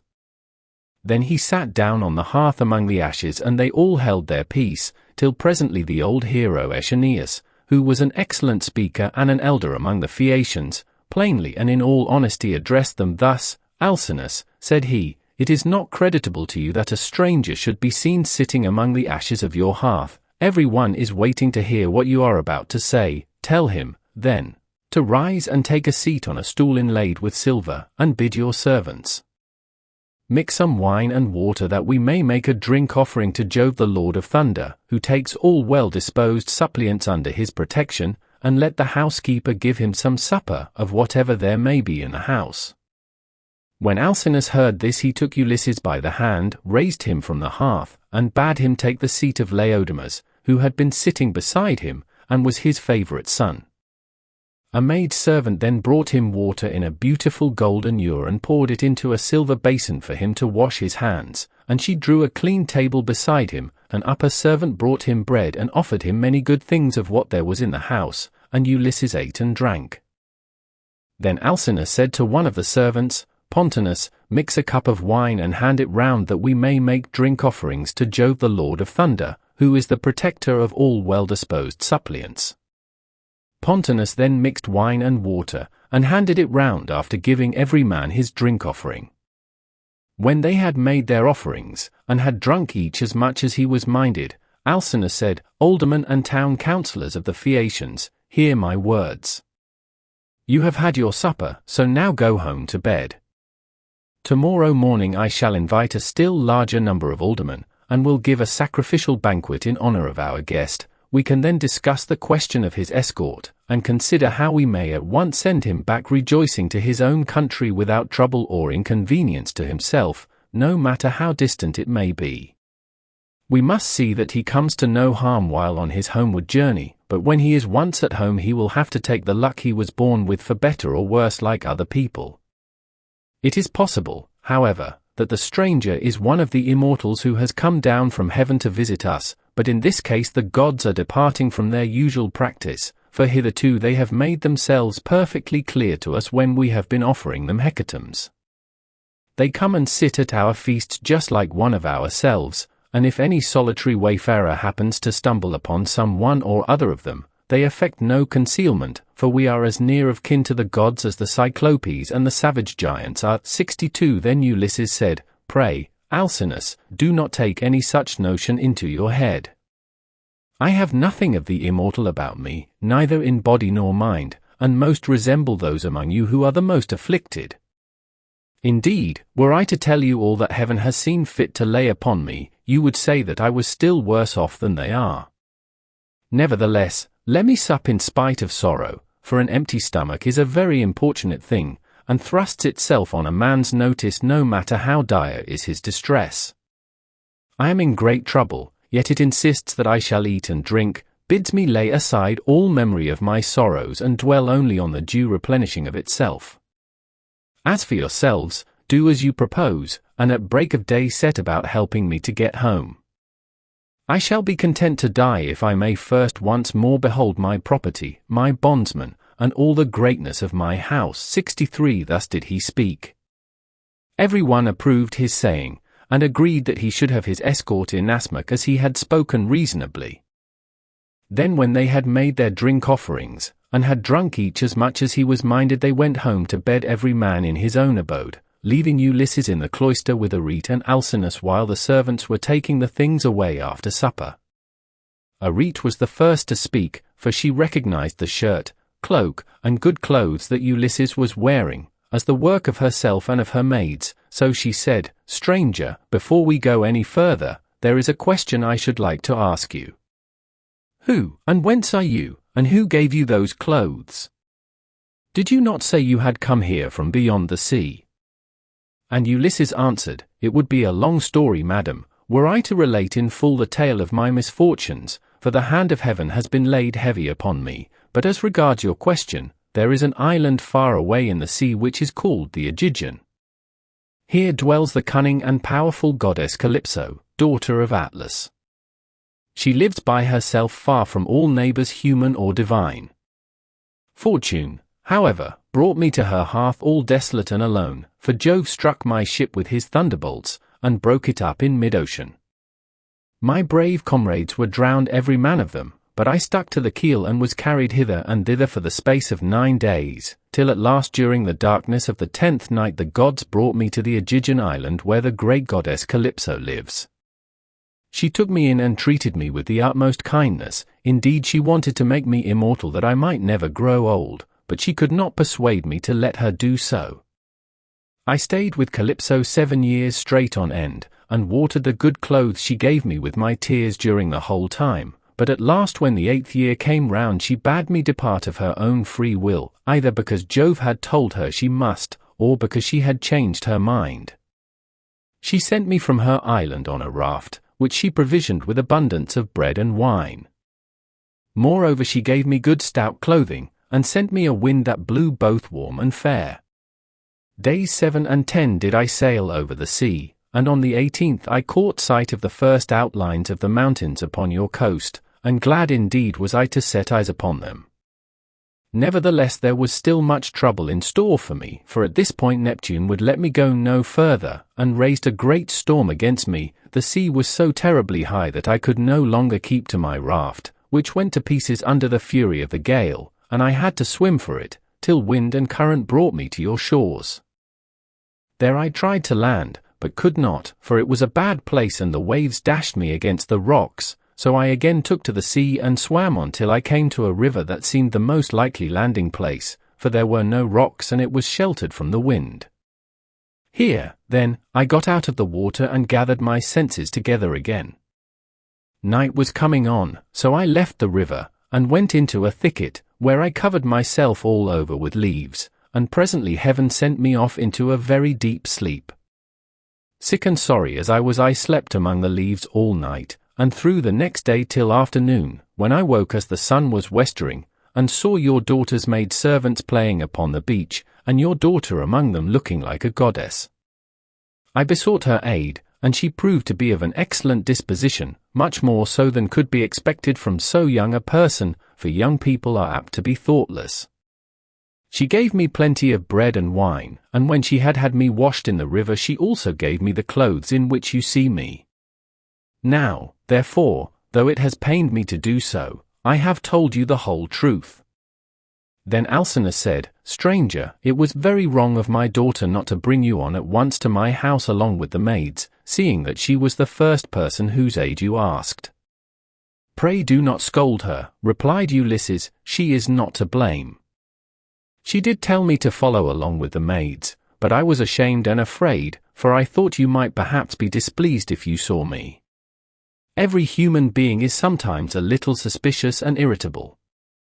Stranger, replied Alcinous, I am not the kind of man to get angry about nothing, it is always better to be reasonable, but by Father Jove, Minerva, and Apollo, now that I see what kind of person you are, and how much you think as I do, I wish you would stay here, marry my daughter, and become my son-in-law. If you will stay I will give you a house and an estate, but no one, heaven forbid, shall keep you here against your own wish, and that you may be sure of this I will attend tomorrow to the matter of your escort. You can sleep 64 during the whole voyage if you like, and the men shall sail you over smooth waters either to your own home, or wherever you please, even though it be a long way further off than Euboea, which those of my people who saw it when they took yellow-haired Rhadamanthus to see Tityus the son of Gaia, tell me is the furthest of any place, and yet they did the whole voyage in a single day without distressing themselves, and came back again afterwards. You will thus see how much my ships excel all others, and what magnificent oarsmen my sailors are. Then was Ulysses glad and prayed aloud, saying, Father Jove, grant that Alcinous may do all as he has said, for so he will win an imperishable name among mankind, and at the same time I shall return to my country. Thus did they converse. Then Arete told her maids to set a bed in the room that was in the gatehouse, and make it with good red rugs, and to spread coverlets on the top of them with woolen cloaks for Ulysses to wear. The maids thereon went out with torches in their hands, and when they had made the bed they came up to Ulysses and said, Rise, Sir Stranger, and come with us for your bed is ready, and glad indeed was he to go to his rest. So Ulysses slept in a bed placed in a room over the echoing gateway, but Alcinous lay in the inner part of the house, with the queen his wife by his side. Book 8 Banquet in the house of Alcinous, the Games. Now when the child of morning, rosy-fingered dawn, appeared, Alcinous and Ulysses both rose, and Alcinous led the way to the Phaeacian place of assembly, which was near the ships. When they got there they sat down side by side on a seat of polished stone, while Minerva took the form of one of Alcinous' servants, and went round the town in order to help Ulysses to get home. She went up to the citizens, man by man, and said, Aldermen and town councillors of the Phaeacians, come to the assembly all of you and listen to the stranger who has just come off a long voyage to the house of King Alcinous, he looks like an immortal god. With these words she made them all want to come, and they flocked to the assembly till seats and standing room were alike crowded. Every one was struck with the appearance of Ulysses, for Minerva had beautified him about the head and shoulders, making him look taller and stouter than he really was, that he might impress the Phaeacians favourably as being a very remarkable man, and might come off well in the many trials of skill to which they would challenge him. Then, when they were got together, Alcinous spoke, Hear me, said he, aldermen and town councillors of the Phaeacians, that I may speak even as I am minded. This stranger, whoever he may be, has found his way to my house from somewhere or other, either east or west. He wants an escort and wishes to have the matter settled. Let us then get one ready for him, as we have done for others before him. Indeed, no one who ever yet came to my house has been able to complain of me for not speeding on his way soon enough. Let us draw a ship into the sea, one that has never yet made a voyage, and man her with 52 of our smartest young sailors. Then when you have made fast your oars each by his own seat, leave the ship and come to my house to prepare a feast. 65 I will find you in everything. I am giving these instructions to the young men who will form the crew, for as regards you aldermen and town councillors, you will join me in entertaining our guest in the cloisters. I can take no excuses, and we will have Demodocus to sing to us, for there is no bard like him whatever he may choose to sing about. Alcinous then led the way, and the others followed after, while a servant went to fetch Demodocus. The 52 picked oarsmen went to the sea-shore as they had been told, and when they got there they drew the ship into the water, got her mast and sails inside her, bound the oars to the thole-pins with twisted thongs of leather, all in due course, and spread the white sails aloft. They moored the vessel a little way out from land, and then came on shore and went to the house of King Alcinous. The outhouses 66 yards, and all the precincts were filled with crowds of men in great multitudes both old and young, and Alcinous killed them 12 sheep, 8 full-grown pigs, and 2 oxen. These they skinned and dressed so as to provide a magnificent banquet. A servant presently led in the famous bard Demodocus, whom the muse had dearly loved, but to whom she had given both good and evil, for though she had endowed him with a divine gift of song, she had robbed him of his eyesight. Pontonous set a seat for him among the guests, leaning it up against a bearing post.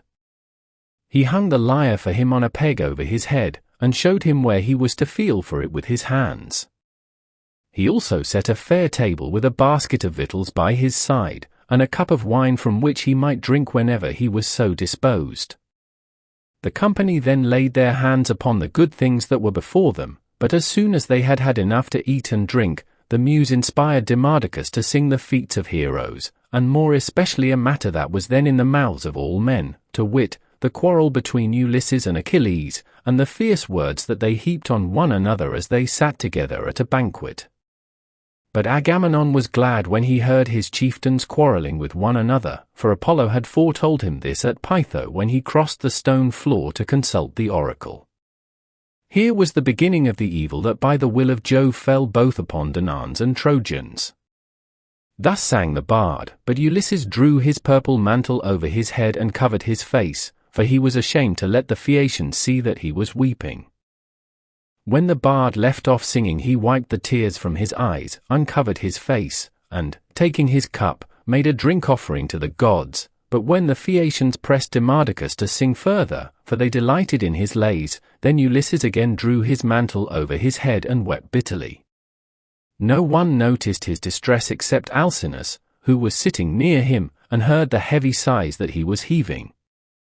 So he at once said, "Aldermen and town councillors of the Phaeacians, we have had enough now, both of the feast, and of the minstrelsy that is its due accompaniment. Let us proceed therefore to the athletic sports, so that our guest on his return home may be able to tell his friends how much we surpass all other nations as boxers, wrestlers, jumpers, and runners." With these words he led the way, and the others followed after. A servant hung Demodocus's lyre on its peg for him, led him out of the cloister, and set him on the same way as that along which all the chief men of the Phaeacians were going to see the sports. A crowd of several thousands of people followed them, and there were many excellent competitors for all the prizes. Acronios, Ocealus, Elatrius, Nautius, Primnius, Anchialus, Eretmius, Pontius, Prorius, Thune, Anabessinius, and Amphialus son of Polonius son of Tecton. There was also Euryalus son of Norbalus, who was like Mars himself, and was the best-looking man among the Phaeacians except Laodamas. 3 sons of Alcinous, Laodamas, Helios, and Clytonius, competed also. The foot races came first. The course was set out for them from the starting post, and they raised a dust upon the plain as they all flew forward at the same moment.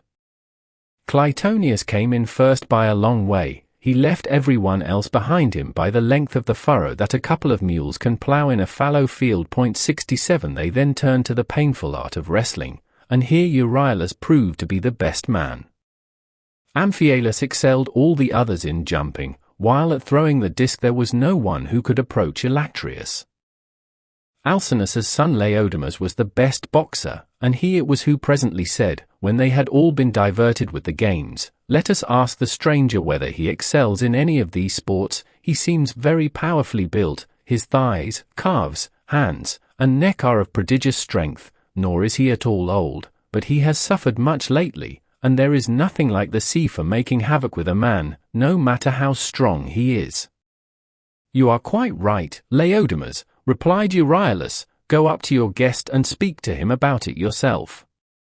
When Laodamas heard this, he made his way into the middle of the crowd and said to Ulysses, "I hope, sir, that you will enter yourself for some one or other of our competitions if you are skilled in any of them, and you must have gone in for many a one before now. There is nothing that does any one so much credit all his life long as the showing himself a proper man with his hands and feet. Have a try therefore at something, and banish all sorrow from your mind. Your return home will not be long delayed, for the ship is already drawn into the water, and the crew is found." Ulysses answered, "Laodamas, why do you taunt me in this way? My mind is set rather on cares than contests. I have been through infinite trouble, and am come among you now as a suppliant, praying your king and people to further me on my return home." Then Euryalus reviled him outright and said, "I gather, then, that you are unskilled in any of the many sports that men generally delight in. I suppose you are one of those grasping traders that go about in ships as captains or merchants, and who think of nothing but of their outward freights and homeward cargoes. There does not seem to be much of the athlete about you." "For shame, sir," answered Ulysses, fiercely, "you are an insolent fellow. So true is it that the gods do not grace all men alike in speech, person, and understanding. One man may be of weak presence, but heaven has adorned this with such a good conversation that he charms every one who sees him. His honeyed moderation carries his hearers with him so that he is leader in all assemblies of his fellows, and wherever he goes he is looked up to. Another may be as handsome as a god, but his good looks are not crowned with discretion. This is your case. No god could make a finer looking fellow than you are, but you are a fool. Your ill-judged remarks have made me exceedingly angry, and you are quite mistaken, for I excel in a great many athletic exercises. Indeed, so long as I had youth and strength, I was among the first athletes of the age. Now, however, I am worn out by labor and sorrow, for I have gone through much both on the field of battle and by the waves of the weary sea. Still, in spite of all this I will compete, for your taunts have stung me to the quick." So he hurried up without even taking his cloak off, and seized a disc, larger, more massive and much heavier than those used by the Phaeacians when disc-throwing among themselves. 68 Then, swinging it back, he threw it from his brawny hand, and it made a humming sound in the air as he did so. The Phaeacians quailed beneath the rushing of its flight as it sped gracefully from his hand, and flew beyond any mark that had been made yet. Minerva, in the form of a man, came and marked the place where it had fallen. "A blind man, sir," said she, "could easily tell your mark by groping for it, it is so far ahead of any other. You may make your mind easy about this contest, for no Phaeacian can come near to such a throw as yours." Ulysses was glad when he found he had a friend among the lookers-on, so he began to speak more pleasantly. "Young men," said he, "come up to that throw if you can, and I will throw another disc as heavy or even heavier. If anyone wants to have a bout with me, let him come on, for I am exceedingly angry. I will box, wrestle, or run, I do not care what it is, with any man of you all except Laodamas, but not with him because I am his guest, and one cannot compete with one's own personal friend. At least I do not think it a prudent or a sensible thing for a guest to challenge his host's family at any game, especially when he is in a foreign country. He will cut the ground from under his own feet if he does, but I make no exception as regards anyone else, for I want to have the matter out and know which is the best man. I am a good hand at every kind of athletic sport known among mankind. I am an excellent archer. In battle I am always the first to bring a man down with my arrow, no matter how many more are taking aim at him alongside of me. Philoctetes was the only man who could shoot better than I could when we Achaeans were before Troyan in practice. I far excel everyone else in the whole world, of those who still eat bread upon the face of the earth, but I should not like to shoot against the mighty dead, such as Hercules, or Eurytus the Icalian, men who could shoot against the gods themselves. This in fact was how Eurytus came prematurely by his end, for Apollo was angry with him and killed him because he challenged him as an archer. I can throw a dart farther than anyone else can shoot an arrow. Running is the only point in respect of which I am afraid some of the Phaeacians might beat me, for I have been brought down very low at sea, my provisions ran short, and therefore I am still weak. They all held their peace except King Alcinous, who began, Sir, we have had much pleasure in hearing all that you have told us, from which I understand that you are willing to show your prowess, as having been displeased with some insolent remarks that have been made to you by one of our athletes, and which could never have been uttered by any one who knows how to talk with propriety. I hope you will apprehend my meaning, and will explain to any one of your chief men who may be dining with yourself and your family when you get home, that we have an hereditary aptitude for accomplishments of all kinds. We are not particularly remarkable for our boxing, nor yet as wrestlers, but we are singularly fleet of foot and are excellent sailors. We are extremely fond of good dinners, music, and dancing. We also like frequent changes of linen, warm baths, and good beds. So now, please, some of you who are the best dancers set about dancing, that our guest on his return home may be able to tell his friends how much we surpass all other nations as sailors, runners, dancers, and minstrels. Demodocus has left his lyre at my house, so run some one or other of you and fetch it for him. On this a servant hurried off to bring the lyre from the king's house, and the 9 men who had been chosen as stewards stood forward. It was their business to manage everything connected with the sports, so they made the ground smooth and marked a wide space for the dancers. Presently the servant came back with Demodocus's lyre, and he took his place in the midst of them, whereon the best young dancers in the town began to foot and trip it so nimbly that Ulysses was delighted with the merry twinkling of their feet. Meanwhile the bard began to sing the loves of Mars and Venus, and how they first began their intrigue in the house of Vulcan. Mars made Venus many presents, and defiled King Vulcan's marriage bed, so the sun, who saw what they were about, told Vulcan. Vulcan was very angry when he heard such dreadful news, so he went to his smithy brooding mischief, got his great anvil into its place, and began to forge some chains which none could either unloose or break, so that they might stay there in that place. 69 When he had finished his snare he went into his bedroom and festooned the bedposts all over with chains like cobwebs. He also let many hang down from the great beam of the ceiling. Not even a god could see them, so fine and subtle were they. As soon as he had spread the chains all over the bed, he made as though he were setting out for the fair state of Lemnos, which of all places in the world was the one he was most fond of. But Mars kept no blind lookout, and as soon as he saw him start, hurried off to his house, burning with love for Venus. Now Venus was just come in from a visit to her father Jove, and was about sitting down when Mars came inside the house, and said as he took her hand in his own, "Let us go to the couch of Vulcan. He is not at home, but is gone off to Lemnos among the Sintians, whose speech is barbarous." She was nothing loath, so they went to the couch to take their rest, whereon they were caught in the toils which cunning Vulcan had spread for them, and could neither get up nor stir hand or foot, but found too late that they were in a trap.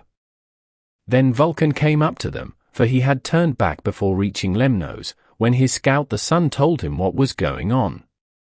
He was in a furious passion, and stood in the vestibule making a dreadful noise as he shouted to all the gods.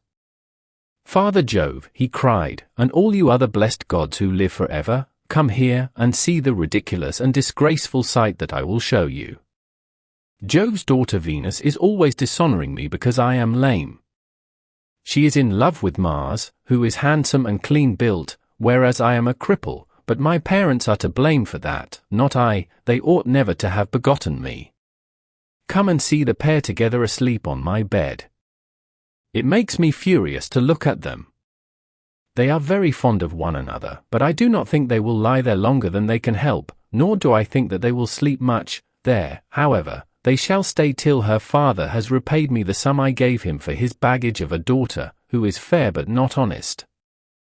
On this the gods gathered to the house of Vulcan. Earth encircling Neptune came, and Mercury the bringer of luck, and King Apollo, but the goddesses stayed at home, all of them for shame. Then the givers of all good things stood in the doorway, and the blessed gods roared with inextinguishable laughter, as they saw how cunning Vulcan had been, whereon one would turn towards his neighbor saying, "Ill deeds do not prosper, and the weak confound the strong." See how limping Vulcan, lame as he is, has caught Mars, who is the fleetest god in heaven, and now Mars will be cast in heavy damages. Thus did they converse, but King Apollo said to Mercury, "Messenger Mercury, giver of good things, you would not care how strong the chains were, would you, if you could sleep with Venus?" "King Apollo," answered Mercury, "I only wish I might get the chance, though there were 3 times as many chains, and you might look on, all of you, gods and goddesses, but I would sleep with her if I could." The immortal gods burst out laughing as they heard him, but Neptune took it all seriously, and kept on imploring Vulcan to set Mars free again. "Let him go," he cried, "and I will undertake, as you require, that he shall pay you all the damages that are held reasonable among the immortal gods."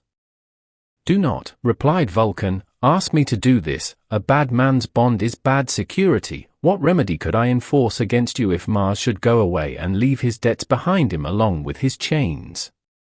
"Vulcan," said Neptune, "if Mars goes away without paying his damages, I will pay you myself." So Vulcan answered, "In this case I cannot and must not refuse you." Thereon he loosed the bonds that bound them, and as soon as they were free they scampered off, Mars to Thrace and laughter-loving Venus to Cyprus and to Paphos, where is her grove and her altar fragrant with burnt offerings. Here the Graces bathed her, and anointed her with oil of ambrosia such as the immortal gods make use of, and they clothed her in raiment of the most enchanting beauty. Thus sang the bard, and both Ulysses and the seafaring Phaeacians were charmed as they heard him.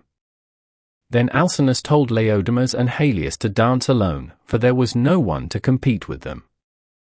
So they took a red ball which Polybus had made for them, and one of them bent himself backwards and threw it up towards the clouds, while the other jumped from off the ground and caught it with ease before it came down again.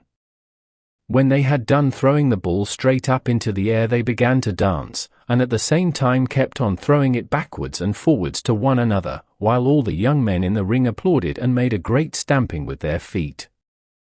Then Ulysses said, "King Alcinous, you said your people were the nimblest dancers in the world, and indeed they have proved themselves to be so. I was astonished as I saw them." The king was delighted at this, and exclaimed to the Phaeacians, aldermen, and town councillors, "Our guest seems to be a person of singular judgment. Let us give him such proof of our hospitality as he may reasonably expect. There are 12 chief men among you, and counting myself there are 13. Contribute, each of you, a clean cloak, a shirt, and a talent of fine gold. Let us give him all this in a lump down at once, so that when he gets his supper he may do so with a light heart. As for Euryalus, he will have to make a formal apology and a present too, for he has been rude." Thus did he speak. The others all of them applauded his saying, and sent their servants to fetch the presents. Then Euryalus said, "King Alcinous, I will give the stranger all the satisfaction you require. He shall have my sword, which is of bronze, all but the hilt, which is of silver. I will also give him the scabbard of newly sawn ivory into which it fits. It will be worth a great deal to him."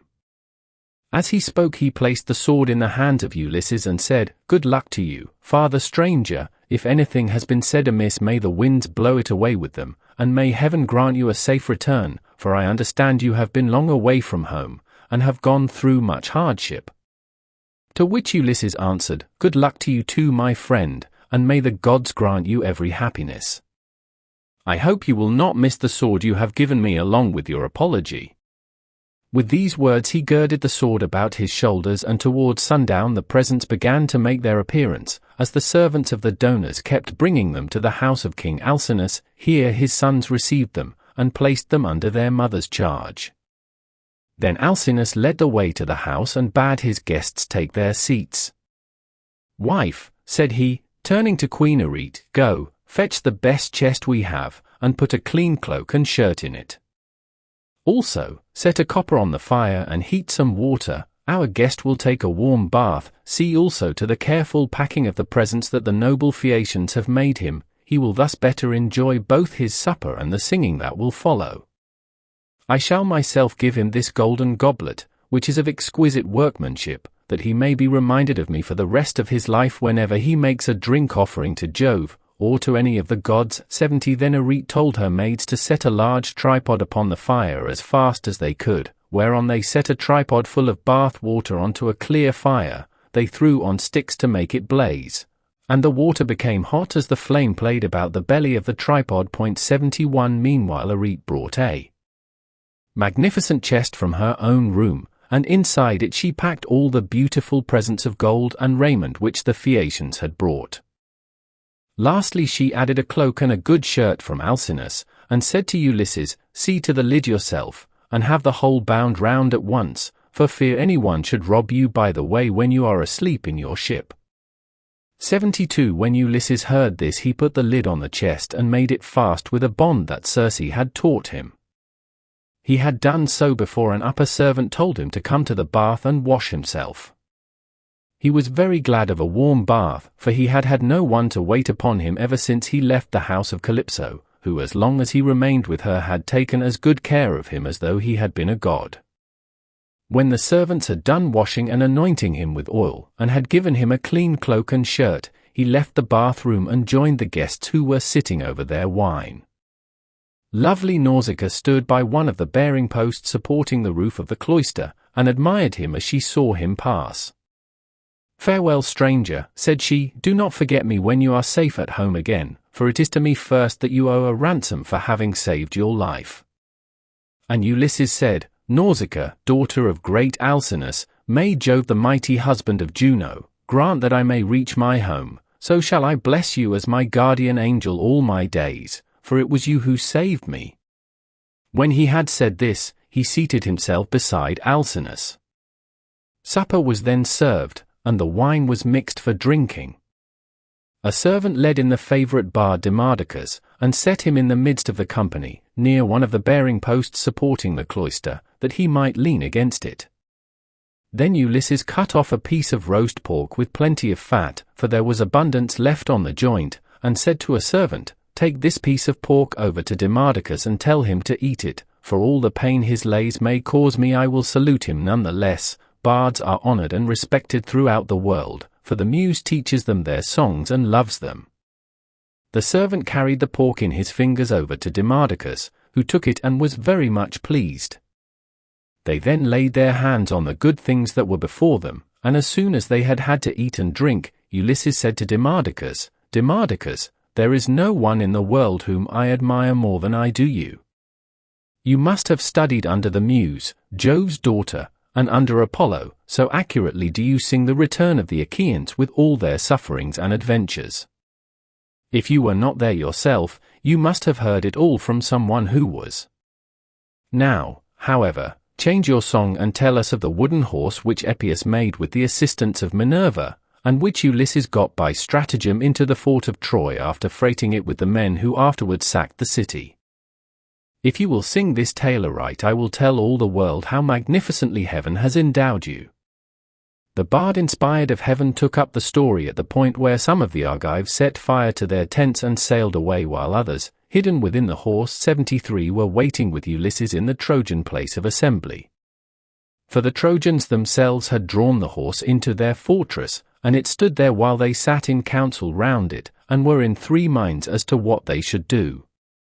Some were for breaking it up then and there, others would have it dragged to the top of the rock on which the fortress stood, and then thrown down the precipice, while yet others were for letting it remain as an offering and propitiation for the gods.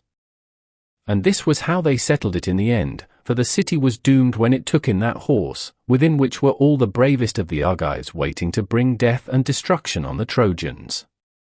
Anon he sang how the sons of the Achaeans issued from the horse, and sacked the town, breaking out from their ambuscade.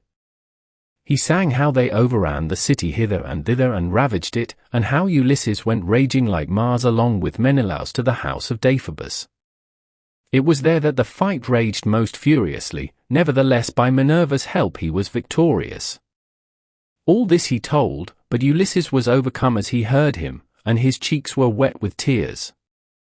He wept as a woman weeps when she throws herself on the body of her husband who has fallen before his own city and people, fighting bravely in defense of his home and children.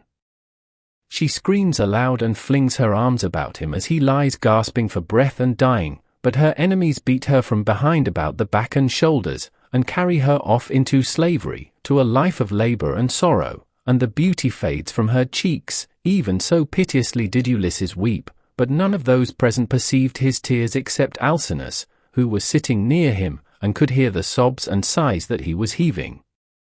The king, therefore, at once rose and said, "Aldermen and town councillors of the Phaeacians, let Demodocus cease his song, for there are those present who do not seem to like it." From the moment that we had done supper and Demodocus began to sing, our guest has been all the time groaning and lamenting. He is evidently in great trouble, so let the bard leave off, that we may all enjoy ourselves, hosts and guest alike. This will be much more as it should be, for all these festivities, with the escort and the presents that we are making with so much goodwill are wholly in his honor, and anyone with even a moderate amount of right feeling knows that he ought to treat a guest and a suppliant as though he were his own brother. Therefore, sir, do you on your part affect no more concealment nor reserve in the matter about which I shall ask you. It will be more polite in you to give me a plain answer. Tell me the name by which your father and mother over yonder used to call you, and by which you were known among your neighbors and fellow citizens. There is no one, neither rich nor poor, who is absolutely without any name whatever, for people's fathers and mothers give them names as soon as they are born. Tell me also your country, nation, and city, that our ships may shape their purpose accordingly and take you there. For the Phaeacians have no pilots, their vessels have no rudders as those of other nations have, but the ships themselves understand what it is that we are thinking about and want. They know all the cities and countries in the whole world, and can traverse the sea just as well even when it is covered with mist and cloud, so that there is no danger of being wrecked or coming to any harm. Still I do remember hearing my father say that Neptune was angry with us for being too easygoing in the matter of giving people escorts. He said that one of these days he should wreck a ship of ours as it was returning from having escorted some 174 and bury our city under a high mountain. This is what my father used to say, but whether the god will carry out his threat or no is a matter which he will decide for himself. And now, tell me true. Where have you been wandering, and in what countries have you traveled? Tell us of the peoples themselves, and of their cities, who were hostile, savage and uncivilized, and who, on the other hand, hospitable and humane. Tell us also why you are made so unhappy on hearing about the return of the Argive Danans from Troy. The gods arranged all this, and sent them their misfortunes in order that future generations might have something to sing about. Did you lose some brave kinsman of your wife's when you were before Troy? A son-in-law or father-in-law, which are the nearest relations a man has outside his own flesh and blood? Or was it some brave and kindly-natured comrade, for a good friend is as dear to a man as his own brother? Book 9 Ulysses declares himself and begins his story, the Sicans, Lotophagi, and Cyclopes. And Ulysses answered, King Alcinous, it is a good thing to hear a bard with such a divine voice as this man has. There is nothing better or more delightful than when a whole people make merry together, with the guests sitting orderly to listen, while the table is loaded with bread and meats, and the cupbearer draws wine and fills his cup for every man. This is indeed as fair a sight as a man can see. Now, however, since you are inclined to ask the story of my sorrows, and rekindle my own sad memories in respect of them, I do not know how to begin, nor yet how to continue and conclude my tale, for the hand of heaven has been laid heavily upon me. Firstly, then, I will tell you my name that you too may know it, and one day, if I outlive this time of sorrow, may become my guests though I live so far away from all of you. I am Ulysses son of Laertes, renowned among mankind for all manner of subtlety, so that my fame ascends to heaven. I live in Ithaca, where there is a high mountain called Neritum, covered with forests, and not far from it there is a group of islands very near to one another, Dulichium, Same, and the wooded island of Zacynthus. It lies squat on the horizon, all highest up in the sea towards the sunset, while the others lie away from it towards dawn. 75 It is a rugged island, but it breeds brave men, and my eyes know none that they better love to look upon. The goddess Calypso kept me with her in her cave, and wanted me to marry her, as did also the cunning Aryan goddess Circe, but they could neither of them persuade me, for there is nothing dearer to a man than his own country and his parents, and however splendid a home he may have in a foreign country, if it be far from father or mother, he does not care about it. Now, however, I will tell you of the many hazardous adventures which by Jove's will I met with on my return from Troy.